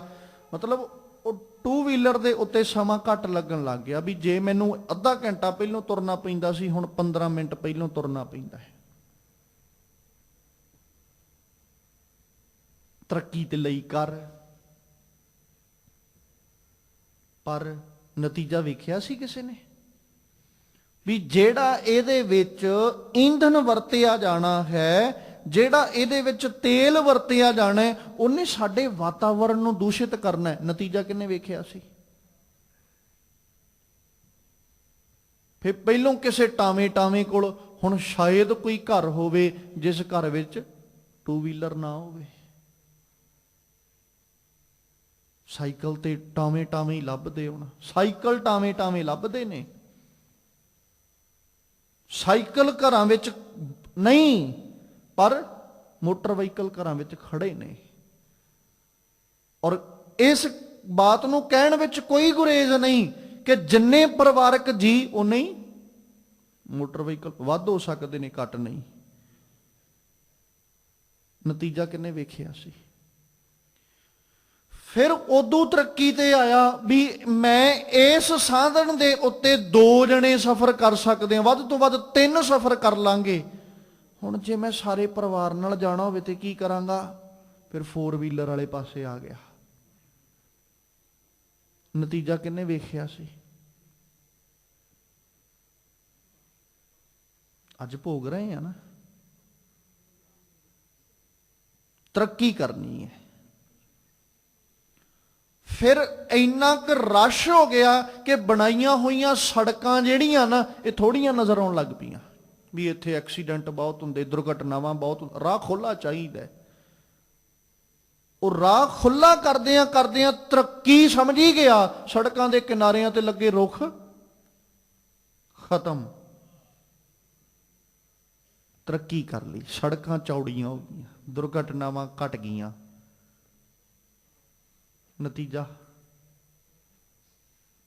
ਅੱਜ ਆਕਸੀਜਨ ਨੂੰ ਵੀ ਰੋਂਦਾ ਫਿਰਦਾ ਹੈ। ਅੱਜ ਆਕਸੀਜਨ ਨੂੰ ਵੀ ਰੋਂਦਾ ਫਿਰਦਾ। ਸੜਕਾਂ ਵਧਾ ਲਈਆਂ, ਰੁੱਖ ਖਤਮ ਕਰ ਲਏ, ਤਰੱਕੀ ਕਰ ਲਈ, ਦੁਰਘਟਨਾਵਾਂ ਘਟ ਜਾਣ, ਪਰ ਆਪਣੀ ਮੱਤ ਤੇ ਅਜੇ ਵੀ ਟਿਕਾਣੇ ਨਹੀਂ ਆਈ। ਕੀ ਦਾਅਵਾ ਕਰ ਸਕਦੇ ਹਾਂ ਵੀ ਸੜਕਾਂ ਵੱਡੀਆਂ ਹੋਣ ਦੇ ਨਾਲ ਦੁਰਘਟਨਾਵਾਂ ਘਟ ਗਈਆਂ ਹੋਣਗੀਆਂ? ਘਟੀਆਂ ਨਹੀਂ, ਵਧੀਆਂ ਹੀ ਨੇ। ਮਨੁੱਖ ਦੇ ਕਰਮ ਵੈਸੇ ਨੇ। ਤੇ ਕੌਣ ਸਮਝ ਸਕਦਾ ਰੱਬ ਦੀ ਕੁਦਰਤ ਨੂੰ? ਕਿਹੜਾ ਜਾਣ ਸਕਦਾ ਰੱਬ ਦੀ ਕੁਦਰਤ ਨੂੰ? ਰੱਬ ਦੇ ਬਣਾਏ ਨਿਯਮਾਂ ਨੂੰ ਕੌਣ ਜਾਣੇਗਾ, ਕੌਣ ਸਮਝੇਗਾ? ਸਤਿਗੁਰੂ ਕਹਿੰਦੇ ਆਪਣੀ ਕੁਦਰਤ ਆਪੇ ਜਾਣੇ, ਆਪੇ ਹੀ ਜਾਣਦਾ ਉਹ, ਆਪੇ ਕਰਨ ਕਰੇ, ਸਾਰਾ ਕੁਝ ਆਪ ਹੀ ਕਰਨ ਵਾਲਾ। ਸਭਨਾ ਵੇਖੈ ਨਦਰ ਕਰ, ਨਜ਼ਰ ਸਾਰਿਆਂ ਤੇ ਹੀ ਰੱਖੀ ਹੋਈ ਆ ਉਹਨੇ। ਜੈ ਭਾਵੈ ਤੈ ਦੇ, ਫਿਰ ਜਿਹਨੂੰ ਉਹ ਜਿਹੜਾ ਉਹਨੂੰ ਭਾ ਜਾਂਦਾ ਹੈ ਉਹਦੀ ਝੋਲੀ ਉਹ ਭਰ ਦਿੰਦਾ ਹੈ। ਨਦਰ ਉਹਦੀ ਸਾਰਿਆਂ ਦੇ ਉੱਤੇ ਹੀ ਹੈ। ਪਰ ਨਦਰ ਦਾ ਪਾਤਰ ਕੌਣ ਬਣਦਾ? ਜਿਵੇਂ ਜਮਾਤ ਵਿੱਚ ਬੈਠੇ 60 ਵਿਦਿਆਰਥੀ ਨੇ, 60 ਵਿਦਿਆਰਥੀਆਂ ਦੇ ਉੱਪਰ ਅਧਿਆਪਕ ਦੀ ਨਜ਼ਰ ਹੈ, ਨਿਗਾਹ ਹੈ, ਪਰ ਉਹਨਾਂ ਵਿੱਚੋਂ ਨਜ਼ਰ ਦਾ ਪਾਤਰ ਕੌਣ ਬਣਦਾ? 60 ਦੇ ਵਿੱਚੋਂ ਅਧਿਆਪਕ ਦੇ ਨਜ਼ਰ ਵਿੱਚ ਕੌਣ ਚੜ੍ਹਦਾ ਹੈ? ਜਾਂ ਤੇ ਸਭ ਤੋਂ ਹੁਸ਼ਿਆਰ ਚੜ੍ਹੇਗਾ ਤੇ ਜਾਂ ਸਭ ਤੋਂ ਨਾਲਾਇਕ ਚੜ੍ਹੇਗਾ। ਤੇ ਇਹ ਵੀ ਨਹੀਂ ਕਿ ਹੁਣ ਜਿਹੜਾ ਨਾਲਾਇਕ ਹੈ ਤੇ ਹੁਸ਼ਿਆਰ ਹੈ, ਅਧਿਆਪਕ ਉਹਨਾਂ ਨੂੰ ਇੱਕੋ ਨਜ਼ਰੀਏ ਨਾਲ ਵੇਖੇਗਾ। ਨਜ਼ਰੀਆ ਤੇ ਬਦਲ ਗਿਆ ਨਾ। ਜਿਹੜਾ ਹੁਸ਼ਿਆਰ ਸੀ ਉਹਨੂੰ ਵੇਖਣ ਦਾ ਨਜ਼ਰੀਆ ਹੋਰ, ਤੇ ਜਿਹੜਾ ਨਾਲਾਇਕ ਸੀ ਉਹਨੂੰ ਵੇਖਣ ਦਾ ਨਜ਼ਰੀਆ ਹੋਰ। ਚੜਿਆ ਦੋਵਾਂ ਚੋਂ ਹੀ ਇੱਕ ਹੈ, ਦੋਵੇਂ ਹੀ ਨੇ ਨਜ਼ਰ ਦੇ ਅੰਦਰ। ਆਪੇ ਨਦਰ ਸਾਹਿਬ ਜੀ ਕਹਿੰਦੇ ਸਭਨਾ ਵੇਖੈ ਨਦਰ ਕਰ, ਵੇਖ ਤੇ ਸਾਰਿਆਂ ਨੂੰ ਰਿਹਾ, ਪਰ ਜੈ ਭਾਵੈ ਤੈ ਦੇ, ਝੋਲੀ ਉਸੇ ਦੀ ਭਰਦਾ ਜਿਸ ਜਿਹੜਾ ਉਹਦੀਆਂ ਨਜ਼ਰਾਂ ਦੇ ਵਿੱਚ ਪ੍ਰਵਾਨ ਹੋ ਜਾਏ, ਕਬੂਲ ਹੋ ਜਾਏ। ਜਿਹੜਾ ਅਧਿਆਪਕ ਅਨੁਸਾਰੀ ਚੱਲਦਾ ਨਜ਼ਰਾਂ ਵਿੱਚ ਉਹੀ ਪ੍ਰਵਾਨਿਆ ਜਾਂਦਾ ਹੈ, ਤੇ ਰੱਬ ਦੀਆਂ ਨਜ਼ਰਾਂ ਵਿੱਚ ਵੀ ਉਹ ਪ੍ਰਵਾਨਿਆ ਜਾਏਗਾ ਜਿਹੜਾ ਉਹਦੇ ਅਨੁਸਾਰੀ ਹੋ ਕੇ ਚੱਲਦਾ ਹੈ। ਥਾਵਾ ਨਾਵ ਨਾ ਜਾਣੀਐ, ਨਾਵਾ ਕੀਵਡ ਨਾਉ, ਜਿਤੈ ਵਸੈ ਮੇਰਾ ਪਾਤਸ਼ਾਹ, ਸੋ ਕੀਵਡ ਹੈ ਥਾਉ, ਅੰਬੜ ਕੋਇ ਨਾ ਸਕਈ, ਹੋ ਕਿਸਨੋ ਪੁੱਛਣ ਜਾਓ। ਫਿਰ ਅਗਲੇ ਪਦੇ ਚ ਜ਼ਿਕਰ ਕੀਤਾ, ਥਾਵਾਂ ਨਾਵ ਨਾ ਜਾਣੀਐ। ਨਾਵਾਂ ਕੇਵੜ ਨਾਉ। ਜਪਜੀ ਵਿੱਚ ਗੁਰੂ ਬਾਬਾ ਜੀ ਜ਼ਿਕਰ ਕਰਦੇ, ਸੋ ਦਰ ਕਿਹਾ ਸੋ ਘਰ ਕਿਹਾ, ਜਿਤ ਬਹਿ ਸਰਬ ਸੰਭਾਲੇ। ਸੋ ਦਰ ਬਾਣੀ ਵਿੱਚ ਜਦੋਂ ਜ਼ਿਕਰ ਕਰਦੇ, ਸੋ ਦਰ ਤੇਰਾ ਕਿਹਾ ਸੋ ਘਰ ਕਿਹਾ, ਜਿਤ ਬਹਿ ਸਰਬ ਸੰਭਾਲੇ। ਆਸਾ ਰਾਗ ਵਿੱਚ ਵੀ ਇਸੇ ਤਰ੍ਹਾਂ ਆਖਦੇ, ਨਾ ਤੇ ਸਾਨੂੰ ਦਰ ਦਾ ਪਤਾ ਤੇ ਨਾ ਹੀ ਸਾਨੂੰ ਘਰ ਦਾ ਪਤਾ, ਜਿੱਥੇ ਬੈਠ ਕੇ ਤੂੰ ਸਭਨਾਂ ਦੀ ਸੰਭਾਲ ਕਰ ਰਿਹਾ ਹੈ। ਮਤਲਬ ਥਾਂ ਸਾਨੂੰ ਨਹੀਂ ਪਤਾ, ਰੱਬ ਜੀ ਉਹ ਕਿਹੜਾ ਹੈ। ਫਿਰ ਨਾਵਾ ਕੇਵੜ ਨਾਉ, ਕਿ ਸਾਰੇ ਰੱਬ ਦੇ ਨਾਵਾਂ ਦੇ ਵਿੱਚੋਂ ਅਸਲ ਨਾਮ ਉਹਦਾ ਕੀ ਹੈ ਸਾਨੂੰ ਨਹੀਂ ਪਤਾ। ਆਪਾਂ ਤੇ ਜਦੋਂ ਗੁਰੂ ਕਲਗੀਧਰ ਸਾਹਿਬ ਨੂੰ ਪੜ੍ਹਦੇ ਆ, ਉਹ ਮਾਲਕ ਦੀ ਜ਼ਿਕਰ ਕਰਦੇ ਆ, ਆਖਦੇ ਕਿ ਉਹ ਪਰਮੇਸ਼ਵਰ ਜਿਹੜਾ ਹੈ, ਉਹਦੇ ਆਪਾਂ ਸਿਰਫ ਕਰਮ ਨਾਮ ਵਰਨਤ ਸੁਮਤ, ਇਹ ਤੋਂ ਵੱਧ ਕੇ ਕੁਝ ਨਹੀਂ ਸਾਡੇ ਕੋਲ। ਉਹਦੇ ਕਰਮਾਂ ਦੇ ਉਧਾਰ ਉੱਤੇ ਅਸੀਂ ਕਰਮਾਂ ਦੇ ਨੂੰ ਵੇਖ ਕੇ ਵਰਨਤ ਉਹ ਵਰਣਨ ਕਰੀ ਜਾਂਦੇ ਆ, ਤੇ ਆਪਣੇ ਆਪ ਨੂੰ ਅਸੀਂ ਸਿਆਣੇ ਦੱਸੀ ਜਾਂਦੇ ਆ, ਸੁਮਤ ਵਾਲੇ ਦੱਸੀ ਜਾਂਦੇ, ਚੰਗੀ ਮੱਤ ਵਾਲੇ ਦੱਸੀ ਜਾਂਦੇ। ਵੇਖਿਆ ਮੈਂ ਰੱਬ ਦਾ ਕਰਮ, ਰੱਬ ਦਾ ਕਰਮ। ਹੁਣ ਜੇ ਕੋਈ ਬੰਦਾ ਲੋਹੇ ਦਾ ਕੰਮ ਕਰਦਾ ਹੋਵੇ, ਉਹਨੂੰ ਵੇਖ ਕੇ ਮੈਂ ਕਹਿਦਾ ਲੋਹਾਰ, ਤੇ ਲੋਕੀ ਮੈਨੂੰ ਕਿੰਨਾ ਕੁ ਸਿਆਣਾ ਕਹਿਣਗੇ। ਉਹ ਤੇ ਸਾਰਿਆਂ ਨੂੰ ਹੀ ਪਤਾ ਨਾ ਵੀ ਲੋਹਾਰ ਹੈ ਉਹ। ਸੋਨੇ ਦੇ ਕੰਮ ਕਰਨ ਵਾਲੇ ਨੂੰ ਹਰ ਬੰਦਾ, ਸੋਨੇ ਦੀ ਦੁਕਾਨ ਨੂੰ ਹਰ ਬੰਦਾ ਜਾਣਦਾ, ਇਹ ਸੁਨਿਆਰੇ ਦੀ ਦੁਕਾਨ ਹੈ, ਸੋਨੇ ਦੀ ਦੁਕਾਨ ਹੈ। ਮੈਂ ਉੱਥੇ ਜਾ ਕੇ ਕਹੀ ਜਾਵਾਂ, ਵੇਖੋ ਸੋਨੇ ਦੀ ਦੁਕਾਨ, ਆਓ ਮੈਂ ਤੁਹਾਨੂੰ ਸੁਨਿਆਰੇ ਦੀ ਦੁਕਾਨ, ਲੋਕੀ ਕਿੰਨਾ ਕੁ ਸਮੱਤਵਾਨ ਕਹਿ ਦੇਣਗੇ ਮੈਨੂੰ, ਕਿੰਨਾ ਕੁ ਸਿਆਣਾ ਆਖ ਦੇਣਗੇ। ਤੇ ਜੇ ਮੈਂ ਰੱਬ ਦੇ ਕਰਮਾਂ ਦੇ ਆਧਾਰ ਉੱਤੇ ਰੱਬ ਜੀ ਦਾ ਨਾਮ ਲੈ ਵੀ ਲਿਆ, ਤੇ ਮੈਂ ਕਿੱਡਾ ਕੁ ਸਿਆਣਾ ਬਣ ਗਿਆ, ਕਿੱਡੀ ਕੁ ਸਿਆਣਪ ਹੈ ਮੇਰੇ ਕੋਲ। ਮੈਂ ਵੇਖਿਆ ਉਹ ਦਇਆਲੂ ਬਹੁਤ ਹੈ, ਉਹ ਦਇਆ ਬੜੀ ਕਰਦਾ, ਮੈਂ ਦਇਆਲੂ ਕਹਿਣਾ ਸ਼ੁਰੂ ਕਰ ਲਿਆ, ਕਿੱਡੀ ਕੁ ਸਿਆਣਪ ਹੈ, ਮੈਂ ਕਿੱਡਾ ਕੁ ਸੂਝਵਾਨ ਬਣ ਗਿਆ ਵੀ ਮੈਂ ਰੱਬ ਜੀ ਨੂੰ ਦਇਆਲੂ ਕਹਿਣ ਲੱਗ ਪਿਆ। ਉਹ ਤੇ ਹਰ ਬੰਦਾ ਜਾਣਦਾ ਵੀ ਉਹ ਦਇਆਲੂ ਹੈ, ਹਰ ਬੰਦਾ ਜਾਣਦਾ ਉਹ ਕਿਰਪਾਲੂ ਹੈ, ਹਰ ਬੰਦਾ ਜਾਣਦਾ ਉਹ ਗਰੀਬ ਨਵਾਜ਼ ਹੈ, ਹਰ ਬੰਦਾ ਜਾਣਦਾ ਉਹ ਪਰਮੇਸ਼ਵਰ ਹੈ, ਹਰ ਬੰਦਾ ਜਾਣਦਾ ਹੈ ਕਿ ਉਹ ਪਰਮਾਤਮਾ ਹੈ। ਹਰ ਬੰਦਾ ਇਸ ਗੱਲ ਦੇ ਗਿਆਨ ਨੂੰ ਰੱਖਦਾ ਹੈ ਕਿ ਉਹ ਗੋਬਿੰਦ ਹੈ, ਗੋਪਾਲ ਹੈ। ਉਹ ਹਰ ਬੰਦਾ ਜਾਣਦਾ ਹੈ ਉਸ ਪਰਮੇਸ਼ਵਰ ਜੀ ਦੇ ਨਾਵਾਂ ਨੂੰ, ਪਰਵਦਗਾਰ ਹੈ ਉਹ। ਕਿੱਡੀ ਕੁ ਸਿਆਣਪ ਹੈ ਕਿ ਮੈਂ ਉਹਦੇ ਕਰਮਾਂ ਦੇ ਆਧਾਰ ਤੇ ਉਹਦੇ ਨਾਂ ਦੱਸ ਕੇ ਤੇ ਲੋਕਾਂ ਨੂੰ ਆਖੀ ਜਾਵਾਂ ਮੈਂ ਸਿਆਣਾ ਆ।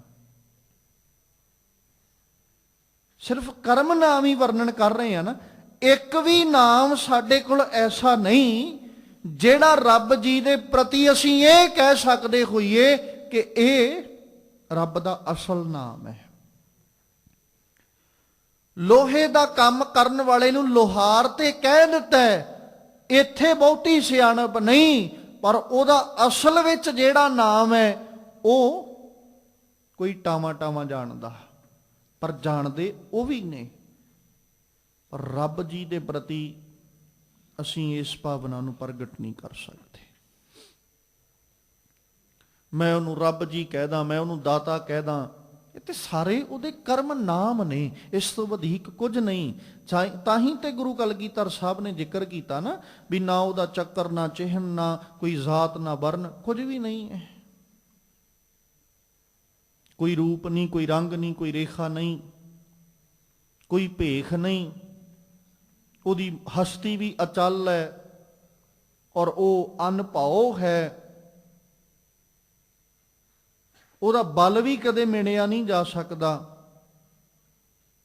ਸਾਰੇ ਵੱਡੇ ਵੱਡੇ ਰਾਜੇ, ਵੱਡੇ ਵੱਡੇ ਦੇਵੀ ਦੇਵਤੇ ਉਹਦੇ ਅੱਗੇ ਨਿਵਦੇ ਨੇ। ਤਿੰਨਾਂ ਭਵਨਾਂ ਦਾ ਉਹ ਬਾਦਸ਼ਾਹ ਹੈ, ਤਿੰਨਾਂ ਭਵਨਾਂ ਦਾ ਉਹ ਰਾਜਾ ਹੈ।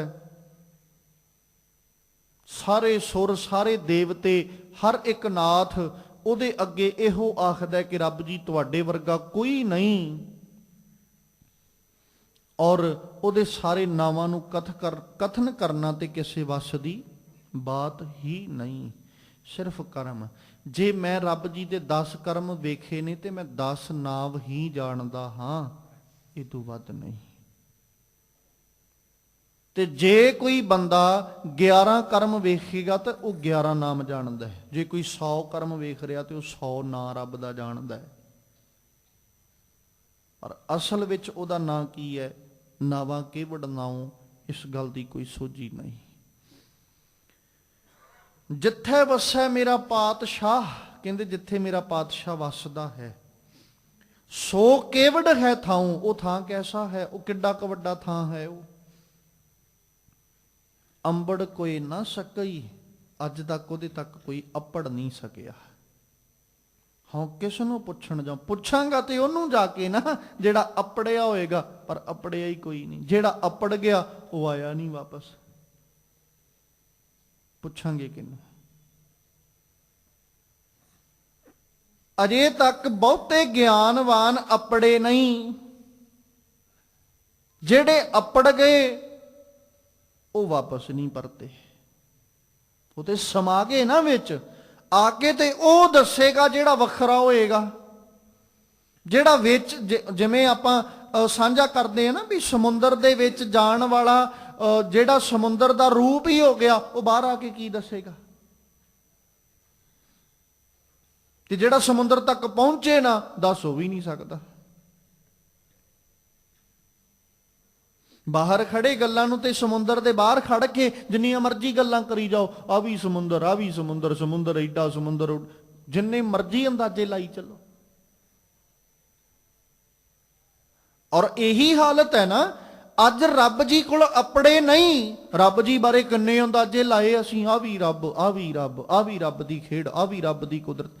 ਅਸੀਂ ਸਿਰਫ ਅੰਦਾਜ਼ੇ ਲਾਏ ਨੇ, ਅਜੇ ਤੱਕ ਅੱਪੜੇ ਨਹੀਂ। ਜਿਹੜਾ ਅੱਪੜ ਗਿਆ ਉਹ ਉਦਾਂ ਨਹੀਂ ਦੱਸ ਸਕਿਆ।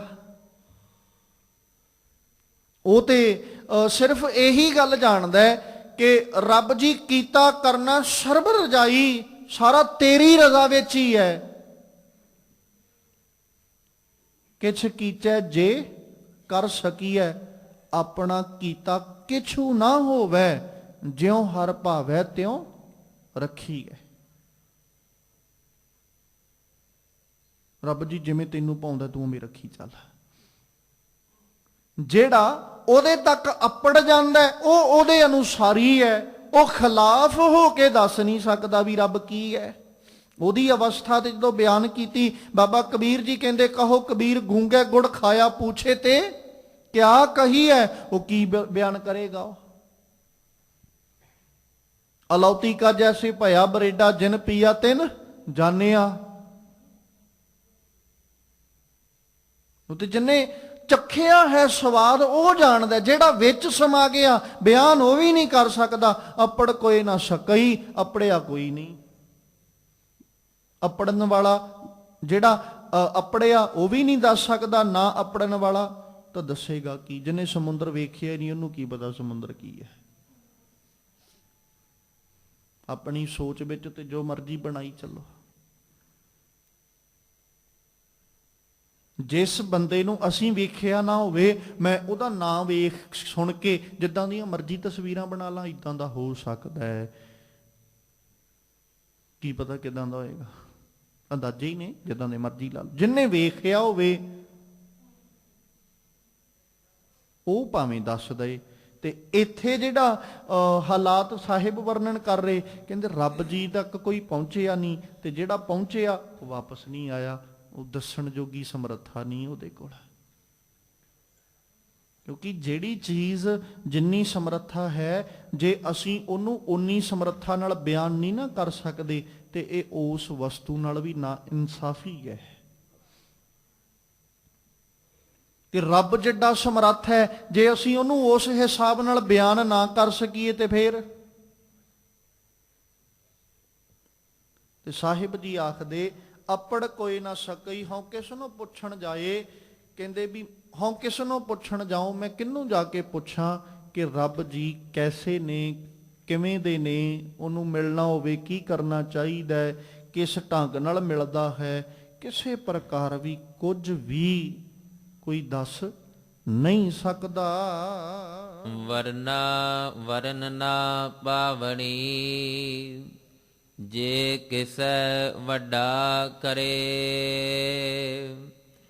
ਵੱਡੇ ਹੱਥ ਵਡਿਆਈਆ, ਜੈ ਭਾਵੈ ਤੈ ਦੇ। ਹੁਕਮ ਸਵਾਰੇ ਆਪਣੈ, ਜਸਾ ਨਾ ਢਿੱਲ ਕਰੇ। ਵਰਨਾ ਵਰਨ ਨਾ ਭਾਵਨੀ,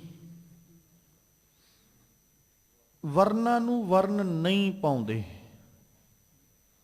ਇਸ ਗੱਲ ਨੂੰ ਜੇ ਅਨੁਭਵ ਕਰਨਾ ਤੇ ਆਪਣੀਆਂ ਜ਼ਿੰਦਗੀਆਂ ਵੇਖੋ। ਇੱਕ ਮਨੁੱਖ ਨੂੰ ਦੂਜਾ ਚੰਗਾ ਨਹੀਂ ਲੱਗਦਾ, ਖਾਸ ਕਰਕੇ ਉਦੋਂ ਜਦੋਂ ਤਰੱਕੀ ਦੇ ਰਾਹ ਤੇ ਤੁਰਿਆ ਜਾਂਦਾ ਹੋਵੇ। ਇੱਕ ਬੰਦਾ ਤਰੱਕੀ ਵੱਲ ਤੁਰਿਆ ਜਾ ਰਿਹਾ ਨਾ, ਦੂਜਾ ਵੇਖ ਕੇ ਉਹਨੂੰ ਸਪੋਰਟ ਤੇ ਕੀ ਕਰਨੀ ਹੈ, ਉਹਨੂੰ ਹੌਸਲਾ ਤੇ ਕੀ ਦੇਣਾ, ਉਹਦੀਆਂ ਲੱਤਾਂ ਖਿੱਚਣ ਵਾਲੇ ਪਾਸੇ ਹੋ ਜਾਂਦਾ ਵੀ ਸੋਟੀ ਲਵਾਂ ਹੇਠਾਂ ਨੂੰ। ਸਤਿਗੁਰੂ ਕਹਿੰਦੇ ਵਰਨਾ ਵਰਨ ਨਾ ਭਾਵਨੀ, ਇੱਕ ਵਰਨ ਨੂੰ ਦੂਜਾ ਵਰਨ ਚੰਗਾ ਨਹੀਂ ਲੱਗਦਾ। ਖਾਸ ਕਰਕੇ ਸਾਹਿਬ ਕਹਿੰਦੇ ਉਦੋਂ ਜੇ ਕਿਸੇ ਵੱਡਾ ਕਰੇ, ਜੇ ਇੱਕ ਵਰਨ ਨੂੰ ਰੱਬ ਨੇ ਵੱਡਾ ਕਰਤਾ ਨਾ, ਤੇ ਦੂਜਾ ਵਰਨ ਉਹਦੇ ਨਾਲ ਈਰਖਾ ਕਰਕੇ ਬਹਿ ਜਾਂਦਾ ਹੈ। ਇਹ ਕਿਵੇਂ ਹੋ ਸਕਦਾ? ਇੱਕ ਬੰਦੇ ਨੂੰ ਵੱਡਾ ਕਰਤਾ, ਦੂਜਾ ਕਹਿੰਦਾ ਵੀ ਨਹੀਂ, ਇਦਾਂ ਨਹੀਂ ਸੀ ਹੋਣਾ ਚਾਹੀਦਾ।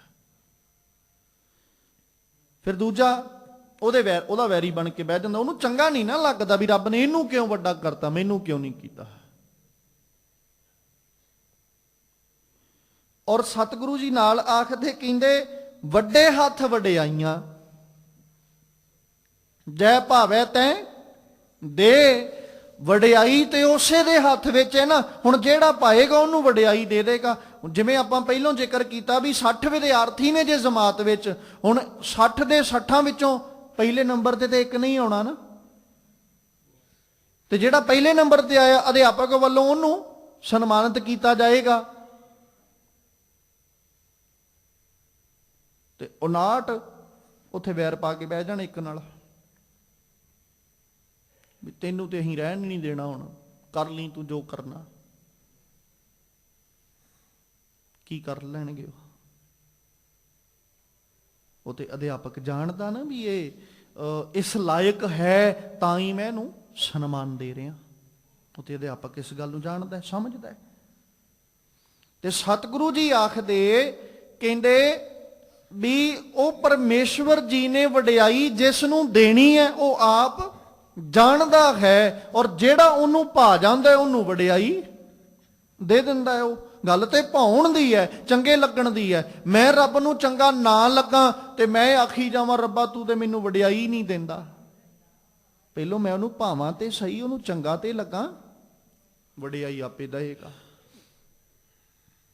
ਹੁਕਮ ਸਵਾਰੇ ਆਪਣਾ, ਉਹ ਆਪਣੇ ਹੁਕਮ ਵਿੱਚ ਹੀ ਸਵਾਰਦਾ ਹੈ, ਆਪਣੇ ਹੁਕਮ ਵਿੱਚ ਹੀ ਘੜਦਾ ਹੈ। ਚਸਾ ਨਾ ਢਿੱਲ ਕਰੇ, ਉਹ ਤੇ ਰਤਾ ਮਾਤਰ ਥੋੜੇ ਸਮੇਂ ਜਿੰਨੀ ਵੀ ਕਦੇ ਢਿੱਲ ਨਹੀਂ ਕਰਦਾ। ਬਸ ਗੱਲ ਕੀ ਹੈ, ਆ ਸਾਡੇ ਪਾਉਣ ਦੀ। ਅਸੀਂ ਉਹਨੂੰ ਕਿੰਨਾ ਕੁ ਚੰਗਾ ਲੱਗਦੇ ਆ, ਕਿੰਨੀ ਛੇਤੀ ਪਾਉਂਦੇ ਆ, ਕਿੰਨਾ ਕੁ ਪਾਉਂਦੇ ਆ, ਉਸ ਹਿਸਾਬ ਨਾਲ ਉਹ ਵਡਿਆਈ ਸਾਡੀ ਝੋਲੀ 'ਚ ਪਾ ਦਿੰਦਾ ਹੈ। ਕਿਉਂਕਿ ਸਤਿਗੁਰੂ ਜੀ ਬਾਣੀ 'ਚ ਜ਼ਿਕਰ ਕਰਦੇ ਆ, ਆਖਦੇ ਨੇ ਕਿ ਉਹ ਪਰਮੇਸ਼ਵਰ ਜਿਹੜਾ ਹੈ ਨਾ, ਆਪੇ ਹੀ ਬਖਸ਼ਿਸ਼ ਕਰਨ ਵਾਲਾ, ਆਪੇ ਹੀ ਝੋਲੀਆਂ ਭਰਨ ਵਾਲਾ, ਸਾਰਿਆਂ ਦਾ ਮਾਂ ਪਿਓ ਹੈ, ਉਹ ਕਿਸੇ ਇੱਕ ਖਾਸ ਦਾ ਨਹੀਂ। ਤੇ ਜੇ ਉਹ ਸਭਨਾਂ ਦਾ ਮਾਂ ਪਿਓ ਹੈ ਤੇ ਫਿਰ ਉਹ ਕਿਸੇ ਨਾਲ ਨਾ ਇਨਸਾਫੀ ਨਹੀਂ, ਸਭਨਾਂ ਨਾਲ ਇਨਸਾਫ ਹੀ ਕਰਦਾ ਹੈ। ਇਸੇ ਕਰਕੇ ਤੇ ਗੁਰੂ ਬਾਬਾ ਜੀ ਆਖਦੇ, ਸਭਨਾ ਕਾ ਮਾਂ ਪਿਓ ਆਪ ਹੈ, ਆਪੇ ਬਖਸ਼ ਕਰੇ, ਆਪੇ ਬਖਸ਼ਣ ਵਾਲਾ। ਪਰ ਗੱਲ ਇਹ ਹੈ ਕਿ ਪਾਉਂਦਾ ਕੌਣ ਹੈ। ਜਿਵੇਂ ਜੇ 5 ਬੱਚੇ ਨੇ, 5 ਪੁੱਤਰ ਹੋਣ ਘਰ ਦੇ ਅੰਦਰ, ਮਾਂ ਬਾਪ ਤੇ ਉਸੇ ਕੋਲ ਹੀ ਰਹਿਣਗੇ ਨਾ ਜਿਹੜਾ ਸੰਭਾਲ ਉਹਨਾਂ ਦੀ ਕਰੇਗਾ। ਤੇ ਮਾਂ ਬਾਪ ਕੋਲ ਜੋ ਹੈ ਉਸੇ ਦੀ ਝੋਲੀ 'ਚ ਪਏਗਾ ਜਿਹੜਾ ਉਹਨਾਂ ਦੀ ਸੰਭਾਲ ਕਰੇਗਾ। ਜੇ 4 ਉਹਨੂੰ ਕਹਿ ਦੇਣ ਵੀ ਸਾਡੇ ਕੋਲ ਤੇ ਥਾਂ ਹੀ ਹੈ ਨਹੀਂ ਤੁਹਾਨੂੰ ਰੱਖਣ ਨੂੰ, ਅਸੀਂ ਨਹੀਂ ਰੱਖ ਸਕਦੇ, ਤੇ ਉਹ 5ਵੇਂ ਕੋਲ ਜਾ ਕੇ ਰਹਿਣ ਲੱਗ ਜਾਣ, 5ਵਾਂ ਆਖੇ ਵੀ ਸਾਰੀ ਤੁਹਾਡੀ ਹੈ, ਆਪਾਂ ਨੂੰ ਚਿੰਤਾ ਹੀ ਕੋਈ ਨਹੀਂ, ਤੇ ਫਿਰ ਉਹ 5ਵੇਂ ਕੋਲ ਹੀ ਰਹਿਣਗੇ ਨਾ। ਤੇ ਜੋ ਝੋਲੀ 'ਚ ਪਏਗਾ ਉਸੇ ਦੀ ਪਏਗਾ, ਚਾਹੇ ਚੰਗਾ ਤੇ ਚਾਹੇ ਮਾੜਾ। ਤੇ ਰੱਬ ਜੀ ਨੂੰ ਅਸੀਂ ਸੰਭਾਲਾਂਗੇ। ਅਸੀਂ ਸੰਭਾਲਣ ਤੋਂ ਬਾਅਦ ਚੇਤੇ ਕਰਨਾ। ਜੇ ਅਸੀਂ ਚੇਤੇ ਕਰਦਿਆਂ ਹੋਇਆਂ ਉਹਦੀ ਸੰਭਾਲ ਕਰ ਰਹੇ ਹਾਂ ਤੇ ਫਿਰ ਸਾਰੀਆਂ ਦਾਤਾਂ ਵੀ ਉਹਦੇ ਕੋਲੋਂ ਲੈ ਲਾਂਗੇ। ਤੇ ਜੇ ਅਸੀਂ ਆਖੀਏ ਵੀ ਰੱਬ ਜੀ ਤੈਨੂੰ ਚੇਤੇ ਕਰਨ ਜੋਗਾ ਸਾਡੇ ਕੋਲ ਸਮਾਂ ਹੀ ਨਹੀਂ, ਤੇ ਹਾਸਲ ਵੀ ਕੀ ਕਰ ਲਾਂਗੇ। ਹੁਕਮ ਸਵਾਰੇ ਆਪਣੇ ਚਸਾ ਨਾ ਢਿੱਲ ਕਰੇ, ਸਭ ਕੋ ਆਖੈ ਬਹੁਤ ਬਹੁਤ, ਲੈਣੈ ਕੈ ਵਿਚਾਰ। ਕੇਵੜ ਦਾਤਾ ਆਖੀਐ, ਦੇ ਕੈ ਰਹਿਆ ਸਮਾਰ। ਨਾਨਕ ਟੋਟ ਨਾ ਆਵਈ, ਤੇਰੇ ਜੁਗਾ ਜੁਗ ਭੰਡਾਰ। ਮਨੁੱਖ ਨਾ ਚਲਾਕ ਬਹੁਤ ਹੈ, ਐਡਾ ਸ਼ਾਤਰ ਹੈ, ਇਹ ਰੱਬ ਨੂੰ ਵੀ ਨਹੀਂ ਬਖਸ਼ਦਾ। ਕਿਸੇ ਬੰਦੇ ਕੋਲੋਂ ਕੁਝ ਲੈਣਾ ਹੋਵੇ ਨਾ, ਉਹਨੂੰ ਜਾ ਕੇ ਪਤਾ ਕਿ ਤੇਰੇ ਕੋਲ ਤੇ ਇੰਨਾ ਕੁਝ ਹੈ, ਤੂੰ ਮੈਨੂੰ ਦੇ ਦੇ। ਉਹ ਵੀ ਕਹਿੰਦਾ ਚੱਲ ਇੰਨੇ ਚੋਂ ਥੋੜਾ ਜਿਹਾ ਤੂੰ ਵੀ ਲੈ ਜਾ। ਤੇ ਇਹਦੀ ਸੋਚ ਪਤਾ ਕੀ ਹੈ, ਵੀ ਸ਼ਾਇਦ ਰੱਬ ਵੀ ਇਦਾਂ ਹੀ ਮੰਨ ਜਾਏ। ਰੱਬ ਨੂੰ ਵੀ ਆਖੀ ਜਾਂਦਾ, ਰੱਬਾ ਤੇਰੇ ਕੋਲ ਬਹੁਤ ਕੁਝ ਹੈ। ਚਲਾਕ ਹੈ ਨਾ ਇਨਸਾਨ, ਚਲਾਕੀ ਬਹੁਤ। ਇੰਨਾ ਸ਼ਾਤਰ ਹੈ ਵੀ ਇਹਨੇ ਉਹ ਆਪਣੀ ਜਿਹੜੀ ਦੁਨਿਆਵੀ ਸੋਚ ਸੀ ਨਾ, ਦੁਨਿਆਵੀ ਮਾਨਸਿਕਤਾ ਸੀ ਜਿਹੜੀ, ਉਸੇ ਸੋਚ ਤੇ ਉਸੇ ਮੈਂਟੈਲਿਟੀ ਦੇ ਨਾਲ ਰੱਬ ਨੂੰ ਵੀ ਵੇਖਿਆ। ਰੱਬ ਵੀ ਦੁਨੀਆ ਵਰਗਾ ਹੀ ਹੈ। ਰੱਬ ਕੋਲੋਂ ਲੈਣ ਲੱਗਾ, ਹੱਥ ਜੋੜ ਜੋੜ ਆਖਦਾ, ਰੱਬਾ ਤੇਰੇ ਘਰ 'ਚ ਕਿਹੜਾ ਕਮੀ ਹੈ, ਮੈਨੂੰ ਵੀ ਦੇ ਦੇ। ਤੇਰੇ ਘਰ 'ਚ ਤੇ ਇੰਨਾ ਕੁਛ ਹੈ, ਰੱਬਾ ਜੇ ਥੋੜਾ ਜਿਹਾ ਮੈਨੂੰ ਦੇ ਦੇਗਾ ਤੇ ਕੀ ਘਟ ਜਾਣਾ। ਤੇਰੇ ਘਰ 'ਚ ਕਿਹੜਾ ਕਿਸੇ ਗੱਲ ਦਾ ਘਾਟਾ ਹੈ। ਇਦਾਂ ਹੀ ਕਰਦੇ ਆ ਨਾ ਵੀ ਰੱਬ ਜੀ ਸਾਰੀ ਦੁਨੀਆ ਨੂੰ ਦੇ ਰਿਹਾ ਹੈ, ਜੇ ਮੇਰੀ ਝੋਲੀ 'ਚ ਥੋੜਾ ਜਿਹਾ ਪਾ ਦੇਗਾ ਤੇ ਤੈਨੂੰ ਕਿਹੜਾ ਘਾਟਾ ਪੈ ਜਾਣਾ। ਸਤਿਗੁਰੂ ਕਹਿੰਦੇ ਸਭ ਕੋ ਆਖੈ ਬਹੁਤ ਬਹੁਤ। ਸਾਰੇ ਕਹਿੰਦੇ ਨੇ ਬਹੁਤ ਹੈ ਬਹੁਤ ਹੈ, ਪਰ ਸੋਚ ਕੀ ਹੈ, ਲੈਣਾ ਕੈ ਵਿਚਾਰ। ਲੈਣ ਦੀ ਵਿਚਾਰ ਲੈ ਕੇ, ਲੈਣ ਦੀ ਸੋਚ ਲੈ ਕੇ ਰੱਬ ਨੂੰ ਕਹੀ ਜਾਂਦੇ, ਰੱਬਾ ਤੇਰੇ ਕੋਲ ਕਿਹੜਾ ਘਾਟਾ ਹੈ। ਸੋਚ ਉਹਦੇ ਕੋਲੋਂ ਲੈਣ ਦੀ ਹੈ। ਪਰ ਸਾਹਿਬ ਕਹਿੰਦੇ ਵੀ ਉਹ ਦੇਣ ਤੋਂ ਇਨਕਾਰੀ ਨਹੀਂ ਹੈ। ਉਹਨੇ ਜੇ ਅਸੀਂ ਬਹੁਤ ਬਹੁਤ ਆਖ ਕੇ ਉਹਦੇ ਕੋਲੋਂ ਲੈਣ ਦੀ ਸੋਚ ਰੱਖਦੇ ਵੀ ਹਾਂ, ਉਹ ਇਨਕਾਰੀ ਨਹੀਂ ਹੈ, ਉਹ ਝੋਲੀ ਸਾਡੀ ਭਰਦਾ ਹੈ। ਔਰ ਇਹ ਨਹੀਂ ਵੀ ਉਹ ਦੇਣ ਲੱਗੇ ਆਖੇਗਾ ਵੀ ਲੈ ਚੱਲ 1 2 ਲੈ ਲਾ, 2 ਤੂੰ ਲੈ ਲਾ।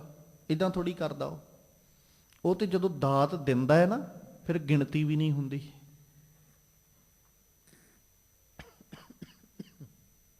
ਉਹ ਜਦੋਂ ਰਹਿਮਤ ਵਰਤਾਉਂਦਾ, ਉਹਦੀਆਂ ਰਹਿਮਤਾਂ ਦੀ ਫਿਰ ਗਿਣਤੀ ਵੀ ਨਹੀਂ। ਕੇਵੜ ਦਾਤਾ ਆਖੀ ਹੈ, ਦੇ ਕੇ ਰਹਿਆ ਸ਼ੁਮਾਰ। ਦੇ ਰਿਹਾ ਉਹ, ਪਰ ਸ਼ੁਮਾਰ ਦੇ ਰਿਹਾ ਬੇਸ਼ੁਮਾਰ। ਬਸ ਅਸੀਂ ਤੇ ਥੱਕ ਗਏ ਲੈ ਲੈ ਕੇ, ਉਹਦੀਆਂ ਨਾ ਦਾਤਾਂ ਮੁੱਕੀਆਂ ਤੇ ਇਹਨੇ ਉਹ ਦਿੰਦਾ ਹੋਇਆ ਥੱਕਿਆ। ਦਿੰਦਾ ਦੇ ਲੈਂਦੇ ਥੱਕ ਪਾਹੇ, ਜੁਗਾ ਜੁਗੰਤਰ ਖਾਹੀ ਖਾਹੀ। ਅਸੀਂ ਲੈਂਦੇ ਹੋਏ ਆਖ ਦਿੰਨੇ ਆ ਵੀ ਬਸ ਹੋਰ ਨਹੀਂ, ਪਰ ਉਹ ਦੇਣ ਵਾਲਾ ਦਾਤਾ ਜਿਹੜਾ ਉਹ ਕਦੇ ਵੀ ਨਹੀਂ ਆਖਦਾ ਵੀ ਹੁਣ ਤੇਰੀ ਝੋਲੀ ਵਿੱਚ ਮੈਂ ਦਾਤ ਨਹੀਂ ਪਾਉਣੀ। ਕਿਵੇਂ ਵਡਿਆਈਆਂ ਬਖਸ਼ ਰਿਹਾ, ਕਿਵੇਂ ਦਾਤਾਂ ਦੇ ਰਿਹਾ।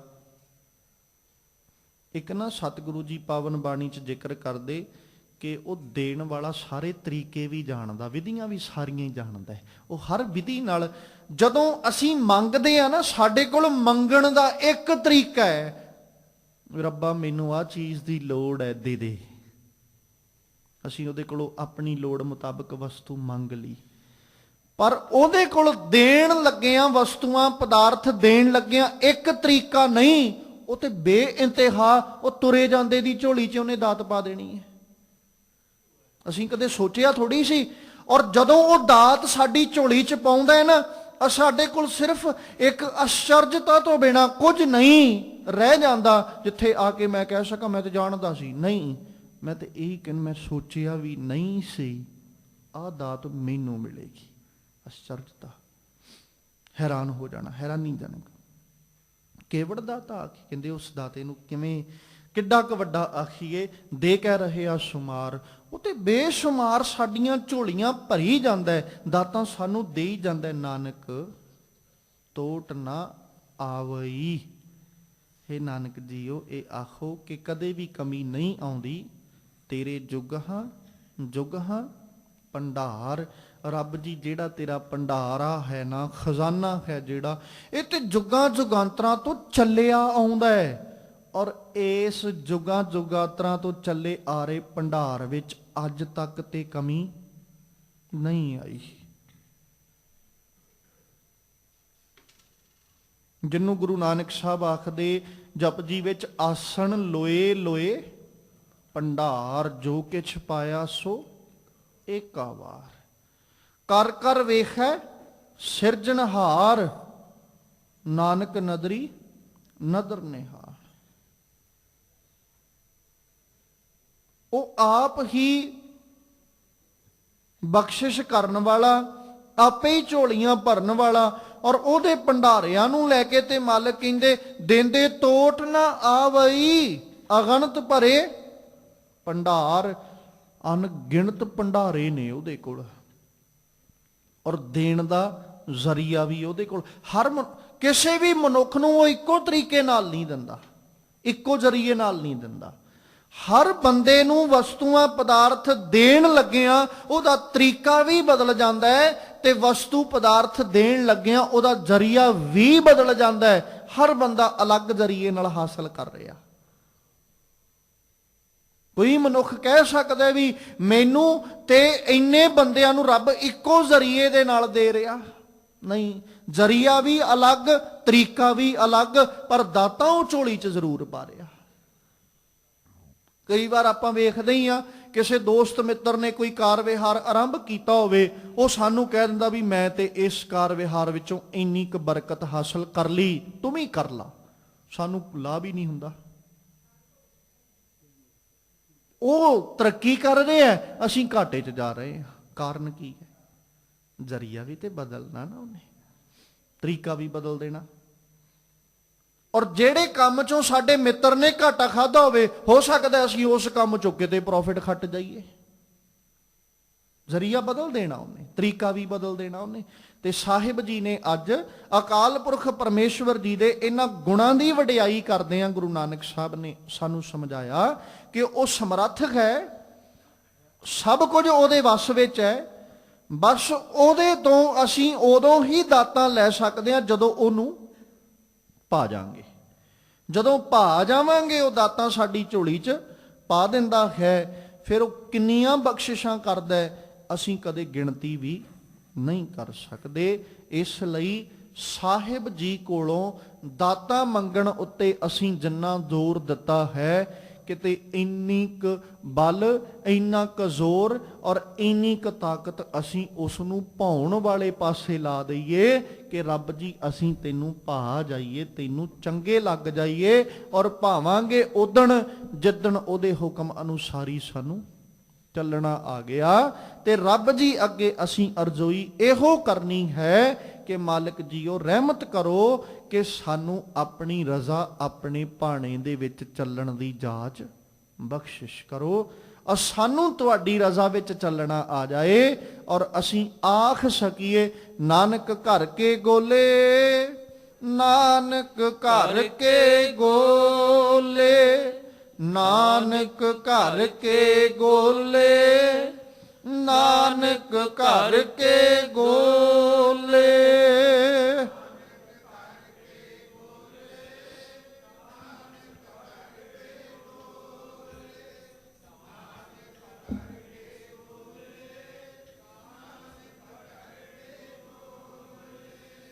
तुम्हरी शरण तुम्हारी आशा, तुम्हरी शरण तुम्हारी आशा,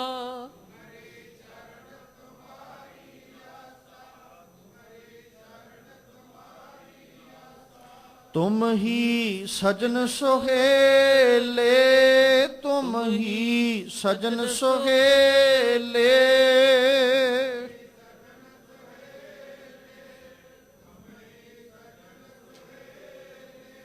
राखो राखण हार दयाला, राखो राखण हार दयाला,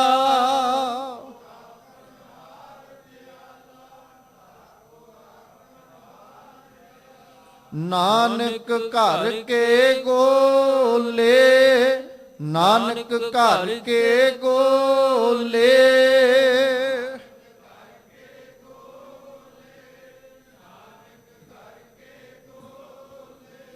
नानक घर के गोले, नानक घर के गोले।